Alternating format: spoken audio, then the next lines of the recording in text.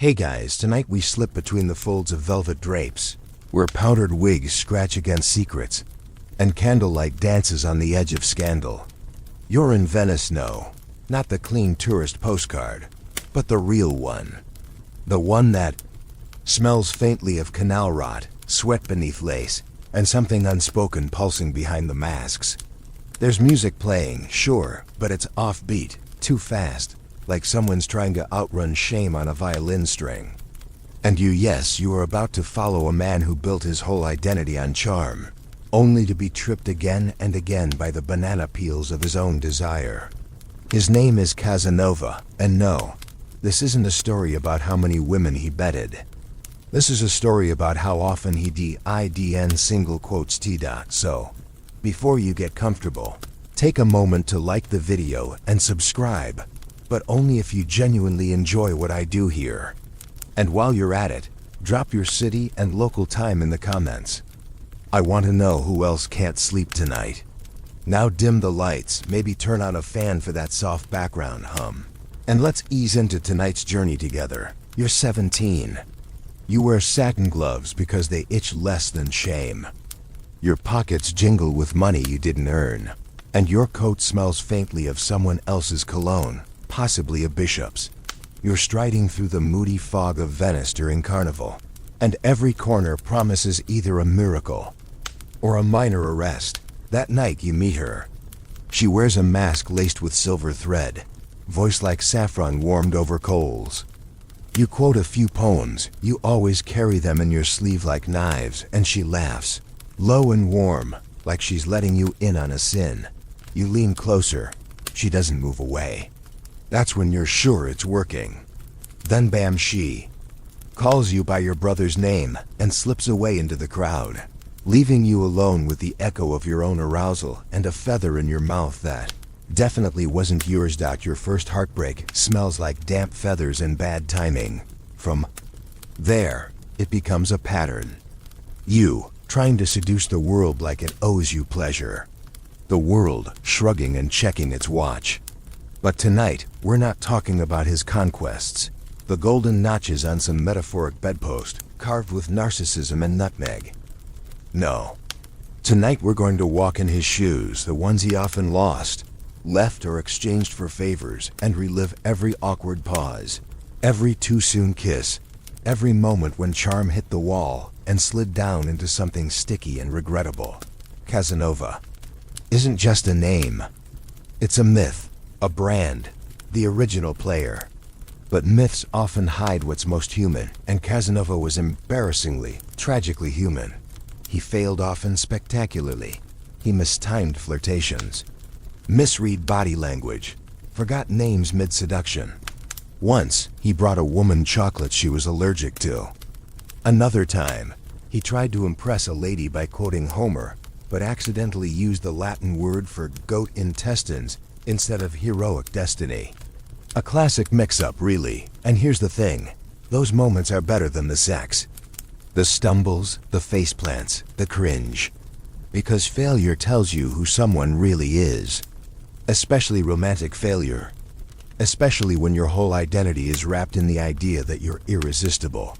Tonight, you'll slip through velvet salons and bedchambers that smell like lavender, ink, and sweat. You'll meet duchesses, courtesans, nuns, heiresses, spies, cross-dressers, and one truly unforgettable Polish dominatrix. You'll feel the sting of rejection when a countess says, "Not tonight, Giacomo," with the same tone one might use to decline soup. You'll hear Casanova's desperate mental math. Did I say the wrong thing? Did I wear the wrong buckle? Was it the goat intestine thing again? You'll see him try to seduce a woman by writing her a love letter in invisible ink. Romantic, right? Except he used lemon juice and didn't tell her, so she thought it was just a blank sheet of paper and used it to clean a makeup brush. Later, her face smelled faintly of oranges and disappointment. This isn't just about laughs, though. There's a certain ache to it all. Because Casanova's biggest fear wasn't aging or prison or syphilis, though all of those did catch up with him eventually. It was being alone. Not physically alone, he could always find Company, but existentially alone. Unseen. Unloved. Trapped behind a mask of performance and desire and rococo affectation. And yet, he kept trying, again and again. Like someone trying to seduce the moon with a lute and a glass of bad brandy. There's something deeply tender in that. Pathetic, sure. But tender. You're going to follow him into palaces and pigsties, opera boxes and back alleys. You'll watch him succeed sometimes, only to immediately screw it up with a badly timed pun or an off-key sonnet. You'll wince. You'll laugh. You'll sympathize in spite of yourself. Because who among us hasn't ruined the moment with too much confidence and a poorly chosen metaphor? Along the way, we'll detour into real erotic history. We'll meet a French queen who used coated fans to flirt across court. A Spanish priest who invented a mechanical chastity belt. A Japanese shogun who kept a private poetry brothel where the price of entry was a perfect haiku. You'll learn things you can't unlearn, and probably shouldn't quote at brunch. Every section of this journey will include one of Casanova's romantic flops.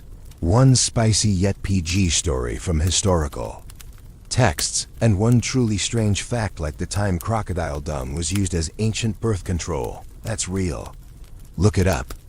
Or don't. Your search history is already compromised by being here. Historians still argue whether Casanova was a libertine or a loser with good PR. A feminist nightmare or a lonely man searching for connection in an era where emotions were buried beneath silk and satire. One thing is certain. He was trying. Always. Sometimes too hard. So that's where we're headed. Into powdered salons and perfume-soaked confessionals. Past velvet ropes and velvet lies. Into the heart of a man who kept losing not just the girl, but the plot. And if you start to feel sorry for him, good. That means you're still human. If you start to see yourself in him, maybe go to bed early tomorrow. Because the truth is, this story isn't really about Casanova. It's about what happens when your identity depends on being wanted, and what falls apart when you're not. You're pacing outside. The high stone walls of a convent, the kind with heavy iron gates. And the kind of silence that only wealth and repression can afford. You've come prepared. Or at least you think you have a love letter folded into your sleeve. A small bottle of brandy for nerves, and a fresh ribbon tied just right in your curls. Inside lives a nun. She isn't just any nun. She's luminous, witty, and inconveniently. She seems to enjoy your company without ever giving you more than a gentle brush of her hand against your sleeve. To you, it's foreplay. To her, it might be a game or a penance. Still, you're convinced that tonight will be the night. You sneak in through the kitchen, stepping over potatoes and virtue. The corridor smells like old stone and slightly damp parchment. Your heart pounds like a soldier at the gates of Troy. Though let's be honest, you're far less disciplined and wearing a considerably more embarrassing hat. You reach your cell. She's there, in soft candlelight, cheeks flushed not with lust but with restrained laughter. You kneel dramatically. You recite your memorized verses, slightly out of order, but still with feeling. She listens. She sighs. She reaches forward, your breath catches, and then she gently places your boots outside the door and closes it in your face. A soft good night Giacomo follows. You've been friend-zoned by someone who believes in literal divine chastity. Ouch, you leave barefoot, your pride dragging along behind you like a lost dog. Failure clings to you that night, like cheap cologne. But you tell yourself you were close, that she almost gave in, that maybe she's waiting for you to prove your worth again. And that thought alone is enough to carry you through the next few weeks, which you spend in taverns rewriting the event. In your diary, transforming rejection into romantic suspense. This becomes your pattern, narrating your own failures as if they were erotic thrillers that just happened to end early. You're your own worst hype man. This wasn't the only time you tangled with a woman of faith. There was another years later. In Lyon, she'd taken temporary vows, temporary, meaning maybe, and in Casanova's mind, Maybe always meant yes with extra steps. He tried to seduce her with pastries and philosophy. She liked the pastries at least. But when he tried to kiss her in the courtyard, she slapped him with a copy of Thomas Aquinas and reminded him that desire without wisdom is a form of spiritual decay. He naturally misquoted her to a friend, claiming she said his love was divinely inconvenient, which sounds better in a memoir.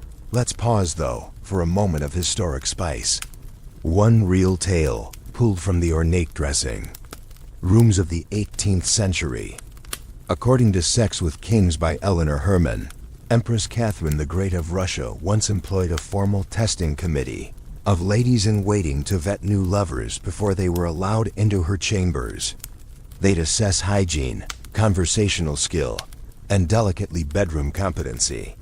The selected few who passed got to climb into the Serena's silk sheets. The rest were sent away with a small pension and a firm handshake. Imagine being rejected from a royal romance because you failed a practical exam. Now imagine Casanova trying to flirt his way through that screening and confusing the footman with a diplomat. He would have lasted 10 minutes before accidentally seducing a mirror. Back to our failed friar of flirtation. After the convent door incident, Casanova attempted to rebuild his romantic dignity by charming the local merchant's daughter. She was clever, sarcastic, and unfortunately, already promised to the tailor's son. Undeterred, he bought her mother a rare perfume from Genoa and brought the girl a copy of the Decameron, hinting that she might enjoy the racier tailies. The girl took the book, read it, and then used the cover to swat a fly. "Too many words," she said. "Not enough truth." Casanova left, emotionally limping and muttering about how people didn't appreciate literature anymore. And here comes the quirky fringe tidbit of the night. In 18th century Naples, it was common for women to carry small rejection fans with specific folding patterns that meant things like "no thank you," "maybe later," and "only if you stop talking." These codes were known among the upper classes and often used during masked balls. Casanova, of course, once misread a fan signal and kissed a woman who was politely asking him to go away. The resulting slap was so loud, he claimed in his memoirs, that it echoed into the next century. Historians still argue whether Casanova's failures were exaggerated for dramatic effect, or whether he genuinely believed each rejection added to his legend. Was he self-aware or simply delusional in a powdered cloak? Some suggest his ego couldn't afford to acknowledge outright humiliation, so he rebranded it as charm under construction. Others think he found genuine eroticism in the chase itself, that consummation was just punctuation. What he really loved was the comma before the kiss, the ellipsis of maybe. Regardless, it's clear, he failed often and flamboyantly, but let's not romanticize his stumbles too much. Sometimes they came with consequences. That same nun from Venice? Years later, she became Mother Superior of the same convent. When Casanova returned to town, older and bolder, he tried to visit her again. She sent him a note that read, "God still forgives, but I'm off duty." He claimed it was the cleverest breakup line he ever received. So what do you take from this as you drift somewhere between laughter and the edge of sleep? That desire isn't always mutual. That charm is subjective. That sometimes, no matter how clever your poetry, how crisp your cravat, or how sincere your feelings, the answer will still be no, and that's okay. Casanova didn't stop because he failed. He failed because he never really stopped. Rejection for him was part of the ritual, a flirtation with humiliation. And somewhere in there, we all see a bit of ourselves dancing on the edge of maybe, hoping this time the door stays open. You're in Paris now, late spring, and the air is thick with the scent of lilac and the rotting optimism of poets. You've just arrived at the home of Madame de Rancy, a woman known for two things: her exceptional taste in lace and her fondness for men who know when to shut up. Unfortunately, you are not one of those men. You swagger in wearing your newest wig imported. Powdered, absurdly tall, and a coat so embroidered it could qualify as upholstery. You smell like a perfumery exploded. Under one arm you carry a book of sonnets. Under the other, an antique hand mirror you brought as a gift, because nothing says seduction like encouraging vanity. Madame de Rancy welcomes you with a faint smile, the kind you mistake for interest, but which actually means, "I'll humor this disaster for a few minutes." You sit. You compliment the curtains. You compliment her hair. You compliment the goldfish in the fountain. She pours wine, and you try to sip it in a way that suggests sophistication, but it dribbles down your chin like you're a toddler meeting Burgundy for the first time. You begin to recite poetry. She interrupts by offering you a tart. Not metaphorically, Anne. Actual tart, raspberry. You take it. It crumbles. So do you. You attempt to lean closer, to touch her hand, to drop your voice an octave like you've read about in the novels. And then it happens. You scratch your neck, unmistakably, frantically, and again. You excuse yourself, claiming the air is pollen. Heavy. In truth, the new wig you purchased from that questionable shop near Les Hollis has gifted you a scalp full of fleas and what appears to be an allergic rash rapidly blooming across your jawline. She notices. She sips her wine. She asks politely if you might like to bathe. You take the hint and flee.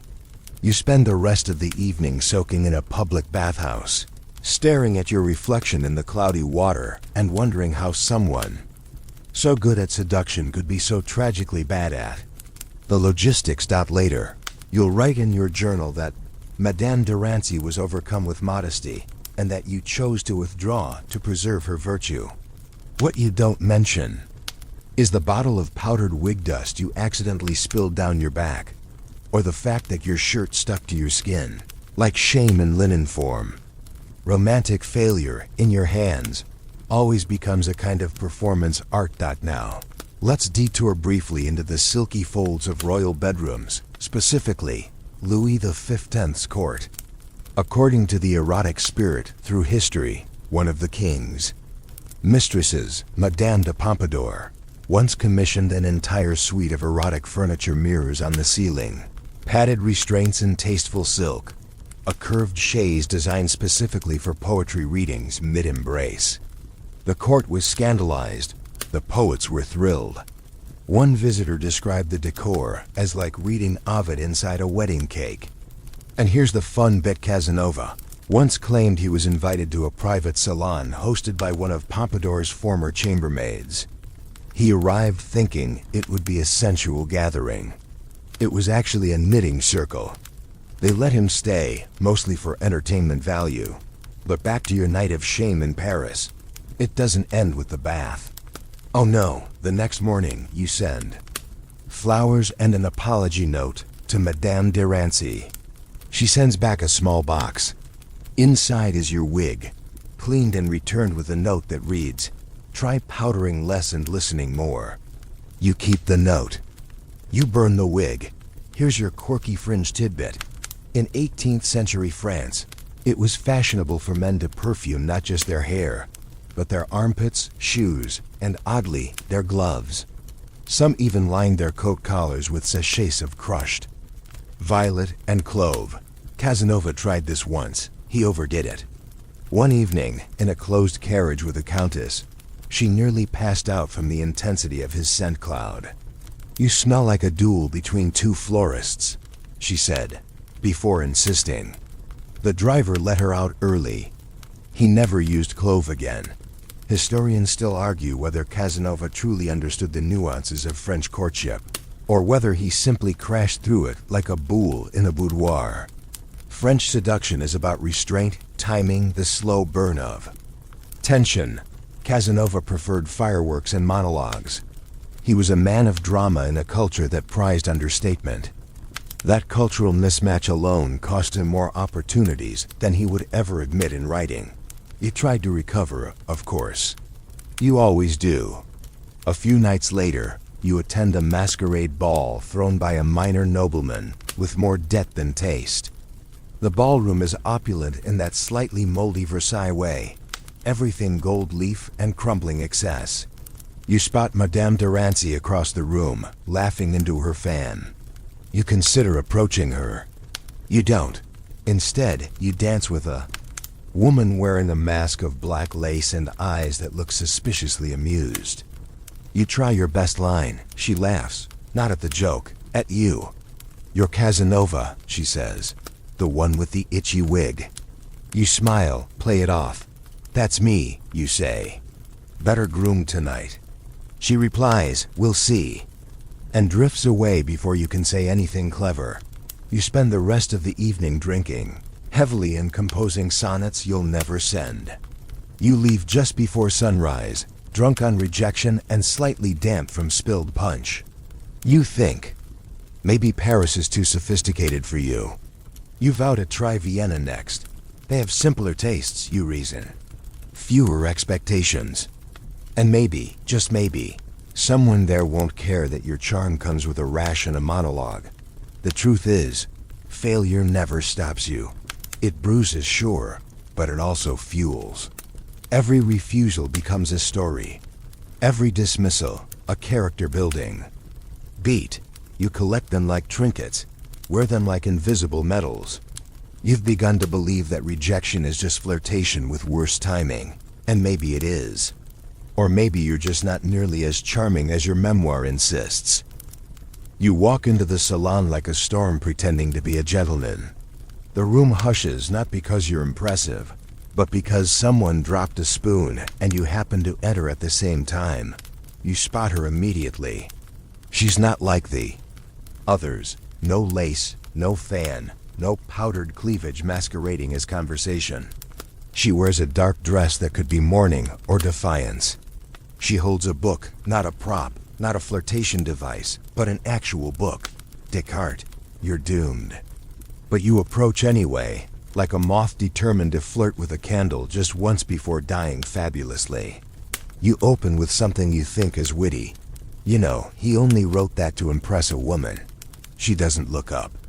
She turns the page. You clear your throat and try again. "I prefer to seduce with reason, not rhyme." She looks at you this time, blinking slowly, as if measuring your intellectual depth and finding it just slightly above warm broth. "You prefer to seduce?" She repeats, deadpan. You nod, smile, lean. "Well," she says, "try seducing me with silence." You freeze. The room does not.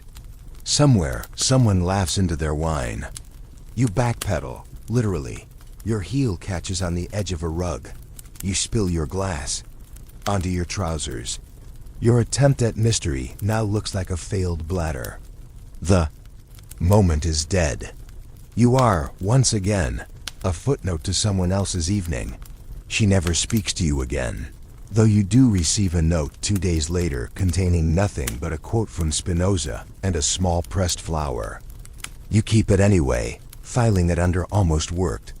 And still, you write about her in your memoir as the dark philosopher who yielded to reason. She did not yield. She dismissed you like a wine gone sour. This isn't new, of course. The smarter they are, the quicker they sense your tricks. And you have so many words, glances, gestures timed with the precision of a street magician. But intellect is a mirror you can't fog with breath alone. You need substance, and unfortunately, your substance is mostly scented water and borrowed quotes. Still, this moment rattles you. Because until now, even your failures had rhythm. A dramatic arc. A no dressed in poetry. But her rejection was surgical. No emotion, no ambiguity, just a clean intellectual amputation. And it stings worse than a slap, because it leaves. No mark, only the quiet echo of not being enough. Now, for your historical dose of spice. In 18th century England, some salons hosted what were called erotic debates. Guests would gather, half-dressed, to argue philosophical points with sexual undertones, like whether true pleasure required emotional connection, or if lust was its own form of knowledge. These debates often ended in orgies, but the real climax, was the rhetoric. Casanova once attended one in disguise. He attempted to argue that love without mystery was like a poem without rhythm. A baroness interrupted to say, "And yet, yours always lack a conclusion." He left before dessert. In the present well, Casanova's present you attempt damage control. You send the philosopher a letter, not a love letter. A philosophical rebuttal. You quote Plato. You attempt dialectic seduction. She doesn't respond. You write again. This time with an allegory involving Greek gods, desire, and a metaphor. About bees, still no reply. On your third letter, you include a small painting of yourself in profile, annotated with compliments she once gave you in your imagination. Finally, you receive a reply. It says, "If I ever desire a clown with a thesaurus, I'll summon you." You pretend to be flattered. Here's your fringe fact. In 18th century Italy, intellectual women were often forced to publish under male pseudonyms or risk being dismissed as dilettantes. One such writer, Luisa Bergali, translated French erotica into Italian while posing as her own fictional male cousin. When confronted, she argued that women had more capacity for erotic nuance because they were forced to experience it internally, not externally. Casanova read her work once and reportedly said, "He writes like a woman." He was right. He just didn't know it. Historians still argue whether Casanova's appeal was ever intellectual. Was he truly cultured or just good at parroting ideas? Until they sounded seductive. His letters suggest a man fluent in many languages, but perhaps monolingual in humility. Some believe he used philosophy like others used perfume liberally, and mostly to mask something unpleasant underneath. Others argue that his wit was genuine, if scattershot, and that his failures came from overestimating its universal appeal. Next move is classic Casanova. You try to impress someone else to make yourself forget the philosopher. A painter's wife. Younger, easier to flatter. You bring her a poem, a piece of fruit, and a string of compliments polished to a shine. She invites you in. It's going well. Until she notices the pressed flower in your pocket, the one from the philosopher. "Who gave you that?" she asks. You hesitate. "An old friend," you lie. She frowns, takes the flower, smells it, then places it in a vase and informs you she's not interested in being second to someone else's first thought. You're out the door before your wine glass stops swinging, so you go back to the salon. Not to win, but to witness. You stand near the entrance, pretending to be engaged in some deep internal monologue. She sees you. She raises an eyebrow. She doesn't smile. But she doesn't leave either. And for a brief, aching second, you think, maybe the rejection is the romance. Maybe this is love, not the having, but the wanting. Not the kiss, but the refusal. You write that in your diary, then cross it out. Then write it again. Somewhere that night, a man recites a poem and wins. A woman's heart. Somewhere else, a dance begins that will end in laughter and candlelight. But you walk home alone, thinking not of what was said, but of the silence that followed. You press her flower between the pages of a book you haven't read. And you tell yourself that next time you'll speak less, listen more, maybe even leave before the magic dies. But you won't. You've heard she's a widow.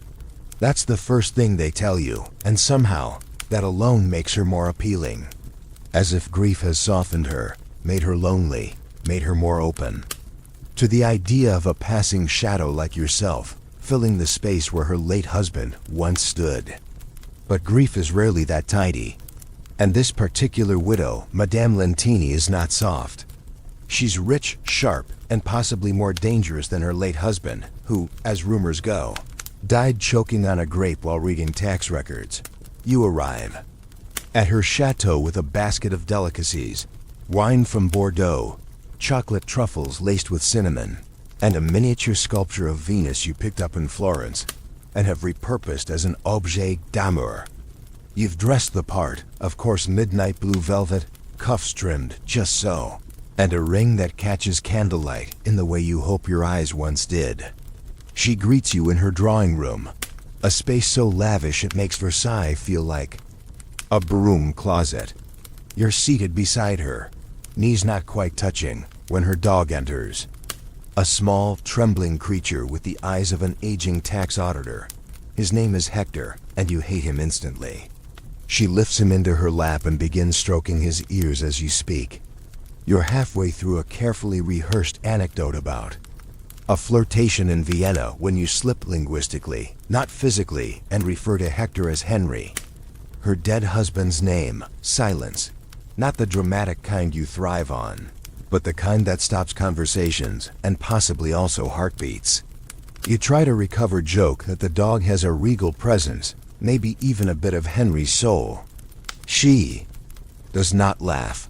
Hector whimpers. You consider doing the same. Still, she doesn't ask you to leave. Yet, you push forward, redirecting to poetry. You recite something vaguely melancholic, hoping to mirror her widowhood without mocking it. She nods, politely, and then tells you she prefers prose. Something less dramatic, more honest. You smile, like that didn't just slice through your ribcage. You begin to feel the sweat forming behind your ears, an unholy triangle of anxiety and undercooked seduction. Dinner is served, a delicate arrangement of lamb and early asparagus, but you barely taste it. Between bites, she speaks fondly of her late husband's business sense. You speak fondly of Venice. She says Venice smells like wet socks. You agree too quickly. The conversation slips through your fingers like a greased eel. You try to reassert control by offering to read her palm. She agrees. You take her hand soft, warm, and completely unfooled. You trace meaningless lines and say something about passion and resilience. She raises an eyebrow. That's my left hand. Try the other. You hesitate. Why? Because this one's busy holding a steak knife, she replies, not smiling. You shift gears. Ask about her childhood. She tells you about boarding school, learning Latin from a sadistic priest, and the time she beat a boy in a fencing duel. For insulting her handwriting, you tell her that's inspiring. She tells you she kept the sword. By dessert, which features candied violets and silence, you realize this is not going well. And then it happens. Hector, who has been watching you, like an overprotective butler this entire time, jumps onto your lap and promptly pees. Not a lot, just enough to make the symbolism clear. You flinch, she sighs, hands you a napkin. He doesn't like actors, she says. You rise, bow, apologize to both woman and beast, and excuse yourself to the powder room where you dab at your trousers with a lavender-scented cloth and wonder if maybe you've lost your edge, or if you ever had one. Later, you'll write about Madame Lentini as a woman of rare distinction, whose grief made her hesitant to accept new joys, which is a polite way of saying she saw through you in under 45 minutes and let her dog do the honors. You'll leave out the part where she gifted you a book on manners on your way out, inscribed, for your next conquest. Do better. Now let's detour to the erotic archives. In the history of sexuality, Foucault notes that in the 18th century, power and sexuality were often entangled in transactional layers, especially among the aristocracy. Widows in particular had curious freedom. They were no longer someone's daughter or wife, but not yet dismissed as matriarchs. They could own property, hold court, say no without explanation. Casanova never quite learned that no amount of charm could outweigh the subtle authority of a woman who's buried her husband and still manages to host immaculate dinner parties. And here's your curious tidbit. In some elite European circles, mourning fashion extended to intimate apparel, black lace corsets, jet stone garters. Even under their layers of grief, aristocratic women were seductive reminders of mortality. Casanova once confessed to fascination with this, the dark softness of sorrow draped across the body like velvet sin, he wrote. It was probably meant to sound poetic, but mostly it reveals that he was the kind of man who tried to flirt at funerals. Historians still argue whether Casanova genuinely misunderstood his social equals, or whether he simply refused to acknowledge when he'd lost control of the script. With lower-class women, he had the advantage of status. With young debutantes, the novelty of age. But with mature, affluent widows, they knew too much, had seen too much. And most devastatingly, they needed nothing from him. You leave the chateau, feeling smaller than when you arrived, your coat wet with dog vengeance, and your ego bruised by a woman who hadn't even tried to be cruel. She was just precise, honest, not interested. You ride back to town in silence, wondering if seduction is dying, if the old lines don't work anymore. If perhaps it's not them, but you. The thought horrifies you. You banish it with wine. The next morning, you send flowers. She sends them. Back with a card. Let Hector keep them. He likes to dig. There's something about Germany in the autumn that feels stern, like even the leaves are judging you. You arrive at the estate of Countess Wilhelmina with your usual bravado, wrapped in a coat that cost more than your last two lovers' combined dowries, and boots polished so aggressively they might actually be fire hazards. You're not here for diplomacy or business, despite your earlier claim at the border. You're here because you heard she rides horses like a general and debates theology like she's trying to win a war. And you, as usual, are aroused by the idea of being conquered. She greets you at the stables, not the drawing room, already in riding gear. Leather boots, gloves, a riding crop tucked neatly under one arm like punctuation. You bow, offer your compliments. She tells you to mount. You assume she means a horse. She does, barely. 10 minutes later, you're trotting behind her through a foggy forest, trying not to fall off while she talks about Spinoza and the failure of Austrian diplomacy. You nod, panting slightly, pretending to understand both philosophy and horseback etiquette. Your thighs burn. Your ego begins to chafe. But you endure, because something about the way she flicks that crop as she speaks is doing unspeakable things to your imagination. Back at the estate, after a dinner involving several cuts of meat and an awkward toast you botch in bad German, she invites you to her library. It's dark, lined with books bound in real skin and history. She pours brandy, offers you a seat. Then she removes her gloves. The silence that follows is thick enough to drink. You think, this is it, the moment, the seduction. You lean in. You speak in a low, syrupy voice you've practiced on opera singers and farmers' daughters alike. She listens, then smiles faintly, almost imperceptibly, and says, "Lie down." You obey, eager, maybe too eager. That's when things get complicated. She brings out the whip. Not the decorative kind, not the kind that implies, but the kind that delivers. She doesn't ask. She commands. And you, flustered but unwilling to break character, play along. The first strike isn't painful. It's shocking. The second makes you gasp. The third, well, by the third you're questioning your life choices and the structural integrity of your trousers. She doesn't laugh. She doesn't explain. She simply says, "You talk too much." And then continues. You lie there halfway, between fear and curiosity, unsure if you're seducing her or starring in a morality play written by someone very upset with the Enlightenment. Later, when she finally relents, she tosses a blanket over you and says, "You can sleep here. But don't touch the books. Some of them bite." You nod, dazed, grateful, slightly bruised in places you can't spell. You wake up the next morning alone. Your coat is folded neatly by the fire. Your boots are polished again. Your pride is not. Now you might think this detour into masochism was a fluke, a bizarre anomaly in Casanova's otherwise polished collection of flirtations. But according to Sex with Kings, these dynamics were more common than you'd imagine. Among the nobility, especially in Protestant regions, physical discipline was often eroticized. an echo of both religious penitence and social control. A little spanking between catechisms, if you will.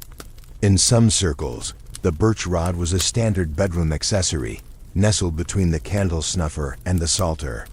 Casanova wasn't the first man to find himself on the wrong end of a countess's curiosity, and he certainly wasn't the last. Here's your fringe detail for the night. In 18th century Berlin, an underground club known as Asterisk, Der Zuktiger Kreis Asterisk, the Chastening Circle, hosted private gatherings where men of high rank paid to be flogged by women dressed as abbesses, pirates, or on one surreal occasion, as allegorical concepts like reason or the Holy Roman Empire. It's said that one Prussian general cried after being lectured by a woman dressed as fiscal austerity. Casanova never found the club. Or if he did, he kept it very quiet. Historians still argue whether Casanova actually enjoyed these rare moments of submission or merely endured them as necessary steps in the pursuit of conquest.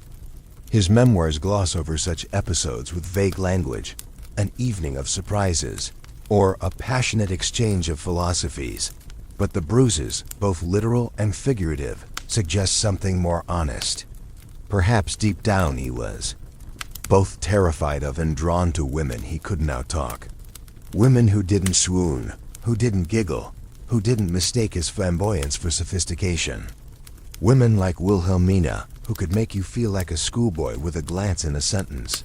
You send her a letter 3 days later. It's a blend of flirtation and flattery, sprinkled with Latin and very careful wordplay. She responds with a map of the estate trails and a note that says, "You missed the eastern path. It leads to the old gallows." You pretend that's a metaphor. You frame the map. A month later, you return to Vienna. Your friends ask about your trip. You smile and say it was invigorating. You lie, of course. You don't mention the whip, or the blanket, or the way she looked at you when you tried to compliment her shoes, like you were a particularly dull footstool. But you do remember, and not with bitterness, with awe, with something suspiciously close to respect. Because the truth is, she didn't reject you. She rewrote you. She took your carefully rehearsed lines and replaced them with silence and action, and a 3-word command that you'll remember longer than any sonnet. You talk too much. She was right. You've made it to Paris again, which you swore you wouldn't do after the wig incident. But here you are, drawn back like a moth to a chandelier that already electrocuted you once. This time, though, it's different. Or at least you tell yourself that. You've been invited to something exclusive, whispered about behind gloves and fans, a private orgy. Or as the hosts coyly call it, a symposium of sensuality. It's to be held in a townhouse near the Luxembourg Gardens, owned by a viscount who collects Greek vases and lovers in roughly equal number. You arrive dressed to seduce a marble statue. Brocade vest, gold-accented shoes, and a splash of cologne behind each ear. You've rehearsed your entrance in your head 100 times, casual but commanding. One eyebrow slightly raised, voice low like candle wax dripping onto velvet. As you step inside, the scent hits you first. Musk, roses, beeswax, and something distinctly almond. Soft music hums from a hidden quartet. The guests are already here, half-masked, whispering, sipping champagne with fingers brushing over silk. A woman walks past you in nothing but a fur stole and a smirk. This, you think, is your moment. You're ready, you are not ready. The host, a man with the eyes of a sleepy fox, greets you with a kiss on both cheeks and a murmured, "You're late." You apologize with a grin. He's not smiling. He ushers you toward a set of double doors and says, "You'll find your costume inside." Costume? No one mentioned a costume. You step in, close the door, and discover what's laid out for you. A Roman centurion outfit, complete with sandals, a crested helmet, and a red cape so short it could pass as a napkin. You stare at it, then at yourself, then at the door. But pride wins. You dress. 10 minutes later, you re-enter the room dressed like a history book's fever dream. Conversation slows. Someone chuckles. A courtesan drops her fan in visible sympathy. The man playing the lute hits a sour note. But you straighten your spine, adjust your absurd cape, and stride in like this is exactly what you intended. That's when you realize there's no one else in costume. Not one. It was a test. Or a prank. Either way, you've been played. You try to laugh. You even attempt a toast. But your sandal straps come loose mid-sentence, and you trip, slightly, catching yourself on the velvet couch occupied by a duchess who's now glaring at you like you've just spilled soup in her lap. You recover. Barely, but you're not defeated. You still have the night. You spot a familiar face, a blonde woman you once danced with at a masquerade. She waves you over, amused. You sit, compose yourself, and begin a conversation about desire and Plato. She listens. She smiles. She leans in. Progress. She invites you to join her in one of the side room's curtained alcoves where moans and laughter blend with the music. You follow, heart pounding, helmet tucked awkwardly under your arm. Inside, she undoes your cape with a laugh and says, "You're very brave." You murmur something like, "For Rome." It's working, until someone barges in. It's the host, pale, sweating. He whispers something to her. She gasps, covers herself. You're still confused, clutching your helmet like a chastity shield. Then the announcement is made to all guests. "Apologies. The plumbing has burst. We must vacate the premises immediately. The orgy is canceled." That's the phrase. The orgy is canceled. You've heard many rejections in your life. Doors slammed, slaps delivered, dogs peeing. But this is worse. This is metaphysical rejection. You weren't just denied by a person. You were denied by the infrastructure. You leave in full centurion gear, helmet under one arm, cape billowing in the wind like irony itself. A child passing on the street points and says, "Look, Mama, a lost gladiator." You nod to the child, dignity crumbling. Like ancient ruins. You find a carriage, climb in, and instruct the driver to take you anywhere with alcohol and no memory of this evening. You remove the helmet and stare into it like it might show you a version of yourself that didn't just get thrown out of. An Enlightenment-era sex party for being overdressed and underprepared. For your dose of real, spicy history.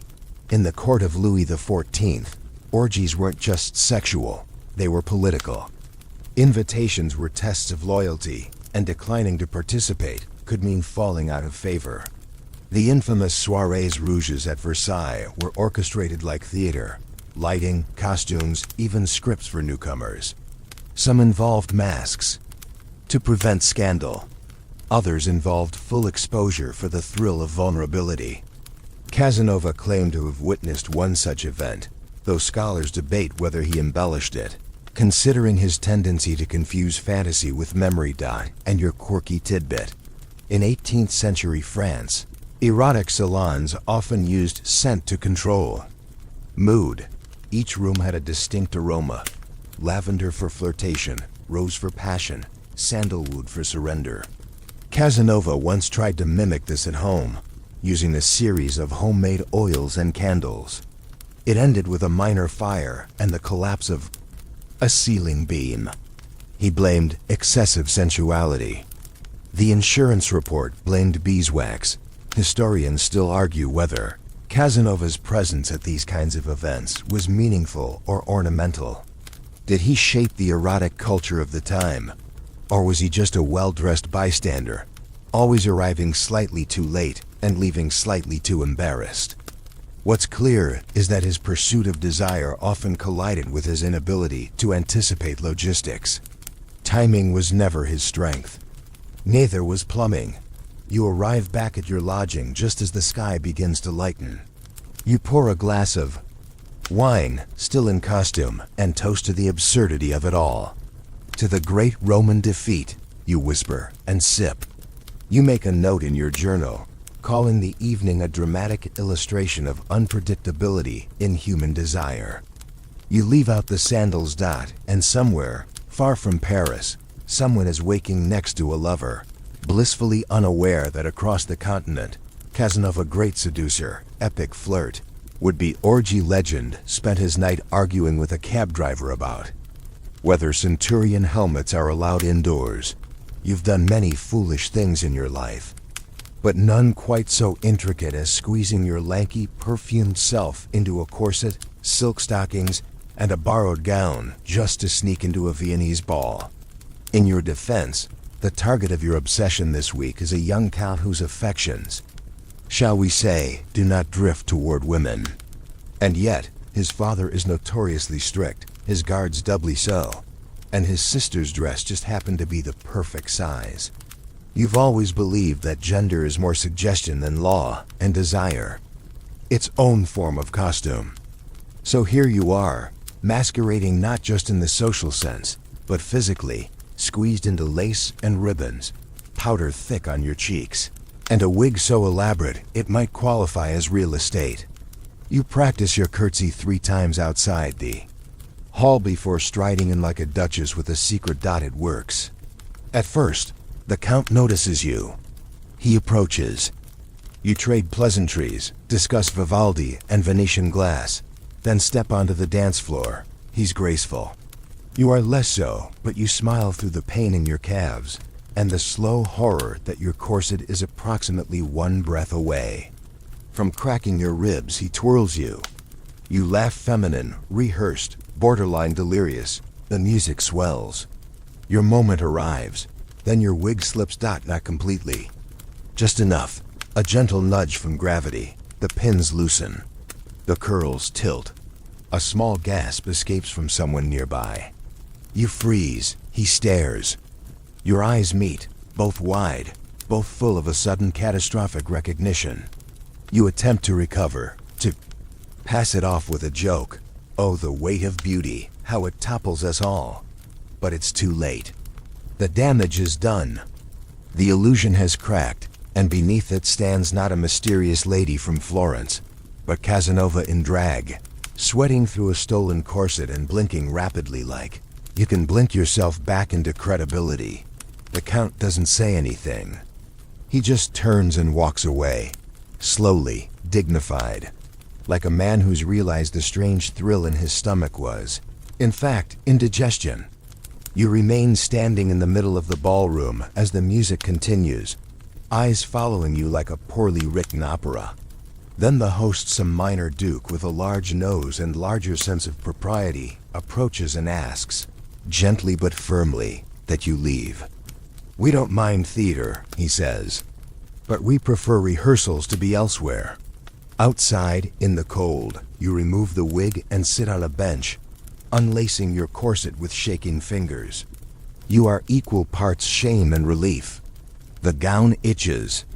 The stockings have betrayed you. And the heels? They've declared open war on your dignity. You limp home. Alone. The next morning, you receive a note from the Count. 1 line, we both wear masks, you just wore yours better. You never see him again.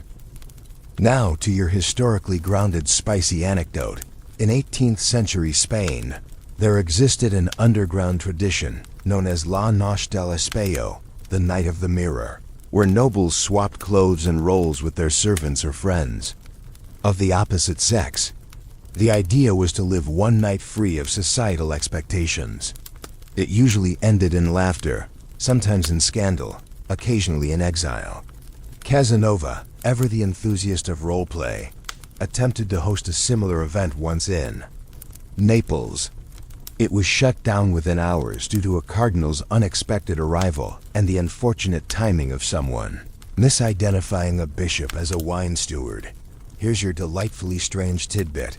In Vienna, some aristocratic women commissioned mechanical wigs, complete with small moving parts, like spinning flowers or tiny birds on springs, to impress at court events. One woman reportedly had a clock embedded in her hairstyle. Casanova tried to flirt with her once, asking if she could tell time by the rise of her blush. She responded, "Only if your face moves faster than these hands." He did not try again. Historians still argue whether Casanova's cross-dressing episodes were pragmatic, romantic, or simply performative ego trips. Was he subverting gender for love, or using disguise as a theatrical seduction tool? Some suggest he genuinely admired the fluidity of identity and the freedoms it offered. Others claim he was just a bored narcissist with access to too many wigs. What's undeniable is that he threw himself into these charades with abandon, willing to trade reputation for the fleeting promise of affection or attention. You spend the following days avoiding mirrors. You invent a new persona and introduce yourself to strangers as a traveler recently from Prague. No one buys it. Your failed disguise has already become legend, exaggerated in salons and smirked about in taverns. You overhear one version that claims you danced so well as a woman that you outseduced 3 actual duchesses. You smile at that. Small comfort, but comfort nonetheless. Eventually, you leave Vienna. It's too cold, too rigid, too full of people who now know what your knees look like in tights. On the road out, you burn the wig, a small ceremony. Just you, the fire, and a farewell to what might be your last foray into drag, though. Knowing yourself, probably not. You write about it in your memoir as a night of revelation, in which the soul wore silk and the body, shame. You leave out the part where you tripped on your own hem and knocked over a punch bowl. Warsaw greets you like a cold slap, icy wind, stiff manners, and vodka that could double as varnish. But you're not here for the architecture or the politics. No, you're here because a certain Polish noblewoman, Countess Isabella Czartoryska, has been described in whispered tones as untamable, which to you is like waving a red flag in front of a particularly romantic bull. You meet her at a literary salon, hosted in a candlelit chamber that smells like wax and ambition. She's seated near the fireplace, surrounded by books and men who think too slowly to keep up with her. She doesn't so much speak as command. Sentences into being, you're instantly enchanted, of course. You wait for your chance, approach with a subtle bow and a smile crafted for maximum ambiguity, part sincere, part dangerous. She glances at you, just once, then returns to her book. You say nothing for a full minute. Then, softly, "I once seduced a woman with silence." She raises an eyebrow. "Try again." And just like that, it begins. You play it slow this time. You write her a poem, not a good one, but passable. You gift her an imported fan, silk and scandalously painted. You argue over Voltaire. She slaps your shoulder when you misquote him, but not unkindly. It's going well, or so you think. One evening, she invites you to her estate for what she calls a lesson in restraint. You arrive half an hour early, which you tell yourself is enthusiasm, but actually reeks of anxiety. She meets you at the door in riding trousers and a smirk. "You'll follow me," she says, and leads you to a side chamber filled with Persian rugs, bookshelves, and a massive bed that looks like it once belonged to a cardinal with questionable morals. You sit. She pours vodka. It burns all the way down, but you don't flinch. She leans in close, brushes her fingers along your collar, and says, "Lie back." You do. The next moment, you hear a clink, then another. You glance up. Chains. Actual chains. Padded, yes, but still. She fastens your wrists, gently but decisively, to the headboard.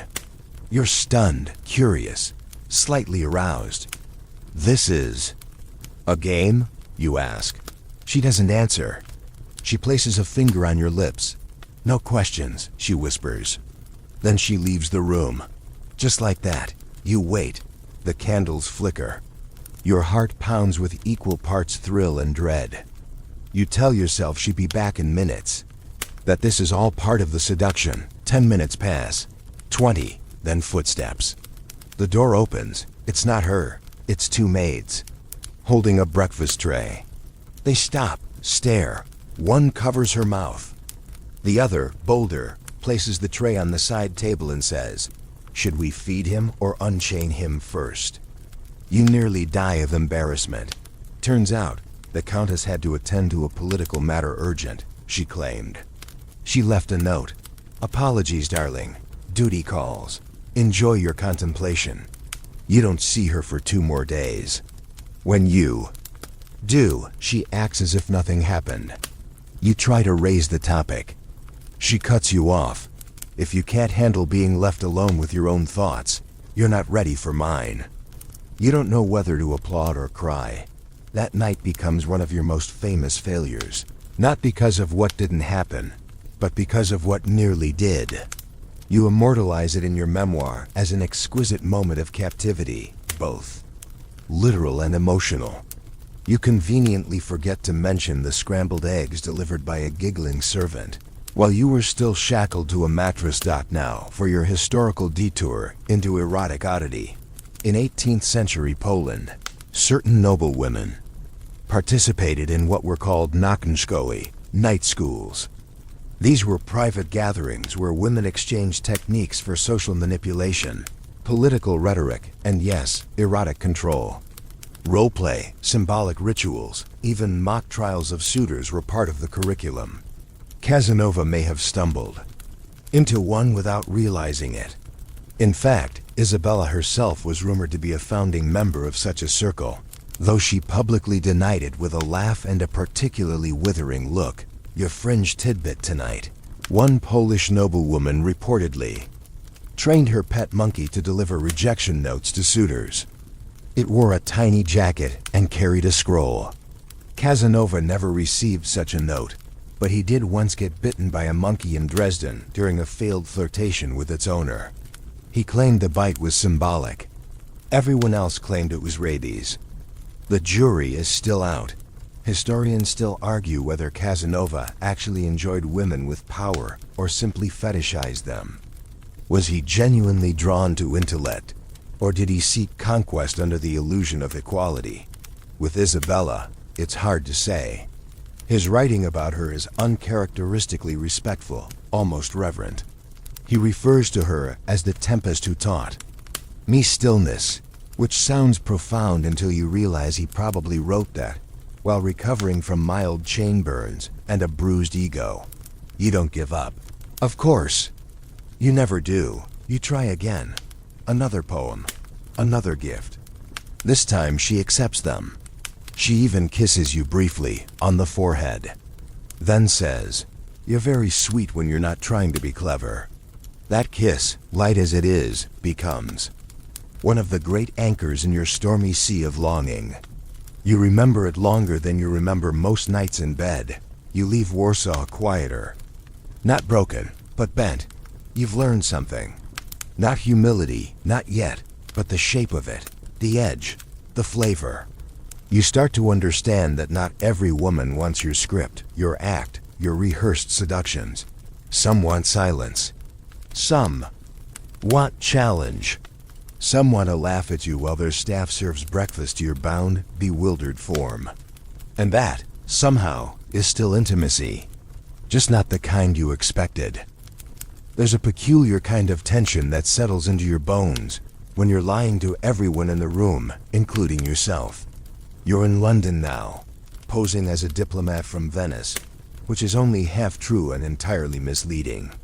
You've charmed your way into the court of a minor duchess, one with connections, influence, and a paranoid brother who happens to be on the lookout for foreign spies, which technically you are, but not the useful kind. You're here gathering information for a certain bishop back in Italy, though really, information just means gossip with better handwriting. Your plan is simple. Seduce the Duchess, worm your way into her circle, and extract the sort of secrets that might later get you out of debt or out of prison, whichever comes first. The problem is, you keep forgetting her name. It's not entirely your fault. She has one of those British aristocratic names with 5 hyphens and a title longer than a church sermon. Something like Lady Margaret Anne Evelyn Primrose Dunscombe Hayworth, 3. You try abbreviating it. That fails. You try calling her my rose. That backfires when she informs you she's allergic to roses and prefers thistles. You try writing her initials on your cuff, but they smudge. So when she finally invites you to her drawing room for a private chat, a gesture that implies more than conversation, you panic and call her Lady Dunscombe. She frowns. My husband was Lord Dunscombe, she says, cool as a blade. I've never used that name myself. You stammer. She pours tea. Heavily the rest of the evening unravels like a badly wound spool. You quote Shakespeare. She corrects you. You flirt using a metaphor about storms. She replies that storms ruin crops and sink ships. You attempt a compliment about her earrings. She tells you they were a gift from her late dog's groomer. Finally, in desperation, you try a bold move, reaching out to gently brush her hand. She withdraws it before contact.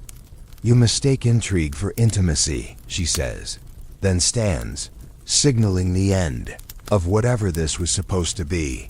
You leave her townhouse feeling less like a spy and more like a moth that flew into a candelabra, and then couldn't find the window out. You compose a letter of apology. Don't send it. You consider flowers too obvious. You settle on a rare book, Military Strategy by a Prussian general, annotated by a French philosopher. It arrives at her door the next morning. She sends it back, unread, with a note. Spies and seducers both prefer disguises. I prefer honesty. Burn, let's pause here for your spicy historical aside. In the world of courtly espionage, seduction was not just a tool, it was a full-blown profession. According to the erotic spirit through history, French agents known as gallant emissaries were trained specifically to seduce diplomats' wives, mistresses, and occasionally their husbands. If that proved more productive, they learned languages, table manners, massage techniques, and the ability to fake interest in terrible poetry. Casanova never received formal training, but he fancied himself a natural. The results, as we're seeing, were mixed. And here's your delightfully weird fringe tidbit. In Georgian England, it was common for aristocrats to train pet parrots to repeat phrases. These weren't always polite. One countess famously taught her bird to say, "Don't flatter me, Giacomo. I know where that tongue's been." Casanova visited her once. The bird greeted him by reciting the Lord's Prayer backwards. He took it as an omen and left before dessert. Historians still argue whether Casanova's stint as a spy was anything more than performance art. Was he actually useful? Did he gather anything of value? Or was he just parading around salons, sniffing for scandal, and hoping to tumble into a diary-worthy affair? Some suggest he was a failed James Bond in lace and buckles. Charming, reckless, hopelessly distracted by cleavage. Others believe his espionage work was a convenient excuse for travel, indulgence, and pretending his failures had greater purpose. You spend the next week avoiding the Duchess's social circle, which is difficult because she's suddenly everywhere, at balls, at galleries, even at a poorly attended poetry reading where you try to blend into the drapes.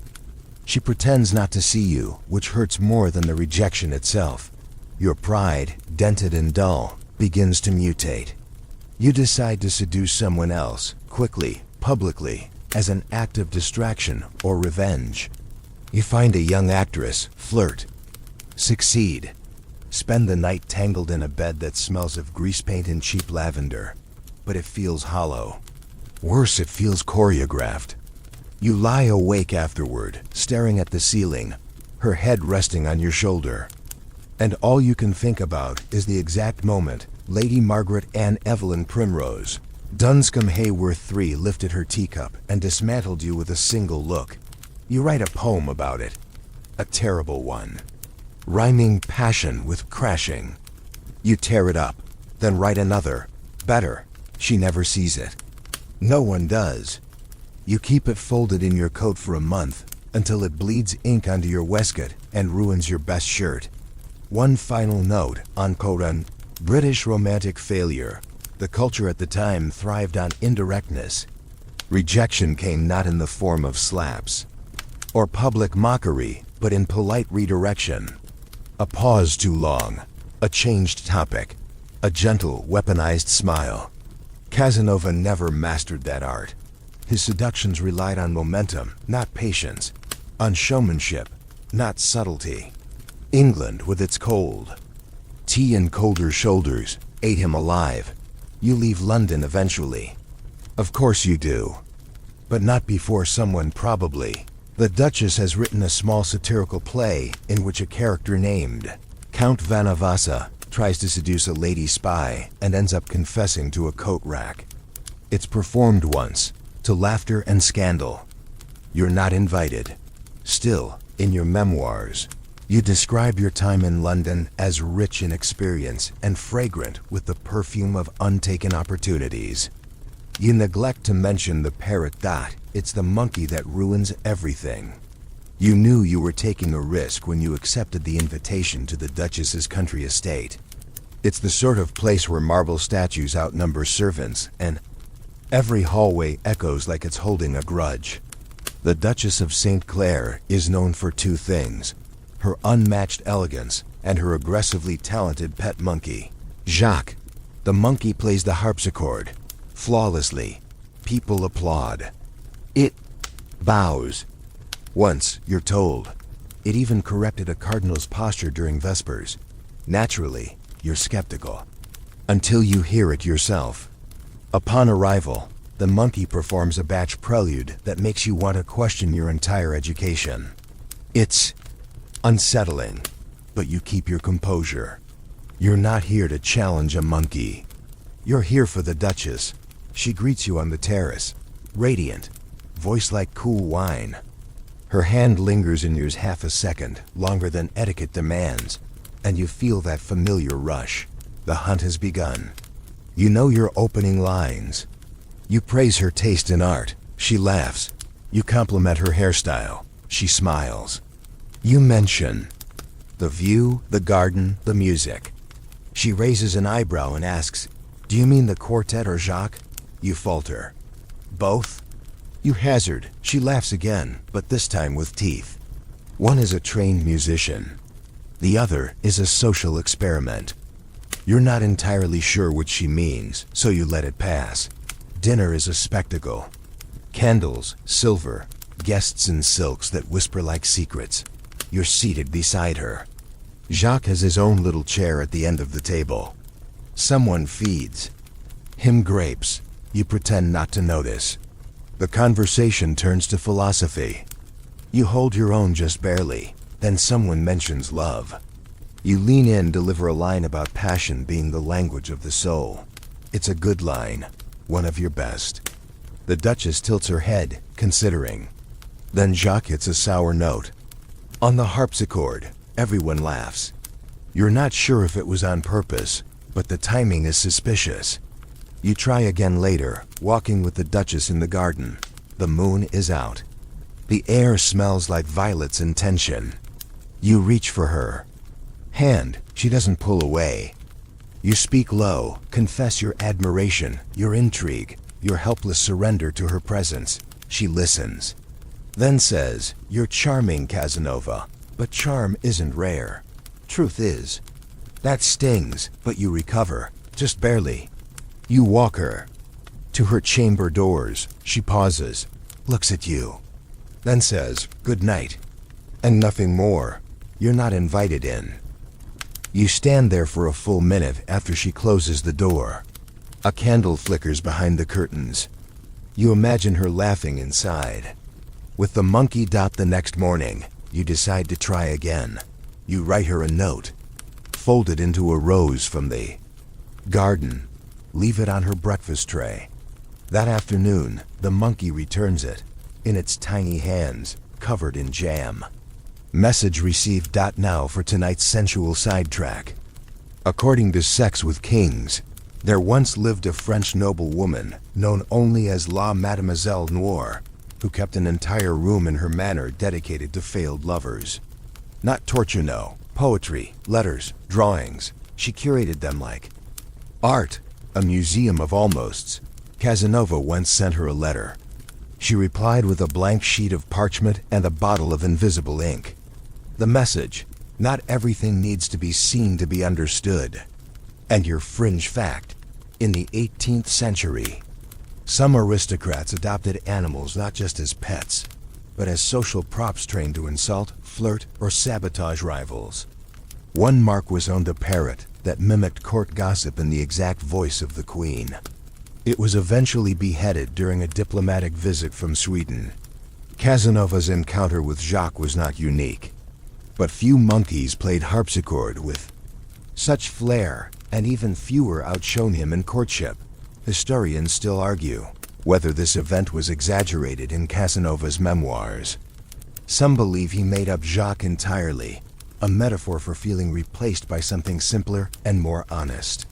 Others claim eyewitness accounts verify everything right, down to the monkey's gold-embroidered vest and its tendency to spit at anyone who tried to kiss the Duchess's hand. Whatever the case, it became one of the most repeated anecdotes of his decline. Casanova, the great seducer, undone by a primate with perfect pitch. You leave the estate 2 days later, unkissed, unimpressed, and unnerved. You stop at a tavern, halfway to Paris, and drink too much, telling the story to a room full of bored merchants. One of them laughs so hard he spills beer in your lap. You don't even flinch. Back in your room, you try to reframe it. In your journal you write, "She was a fortress, guarded by music and mirrors. I approached with drums and was met with silence." You think it sounds poetic. You also think you're maybe losing your edge. What haunts you most isn't the rejection. You're used to those. It's that she didn't need to reject you. She barely acknowledged you. You were not a threat, not a temptation, not even an interesting mistake. You were background noise. That's new. That hurts, but you keep the rose pressed between pages of your travel notes. Crushed, faintly fragrant, and a reminder that sometimes the one playing the music isn't always the one making the moves. You hear the crash before you see her. A porcelain vase, royal blue, and imported from China, lies in ruins at the foot of a marble column. In its place stands a woman, tall, pale, with the sort of posture that suggests she might duel for honor or fall into operatic despair with equal flair. Her dress is emerald, her hair pinned in coils like questions you'll never answer. She doesn't blush. She doesn't apologize. She turns, catches your gaze, and simply says, "The vase was ugly." You're in Florence, at yet another party, thrown by someone whose name you've forgotten, but whose wine you pretend to love.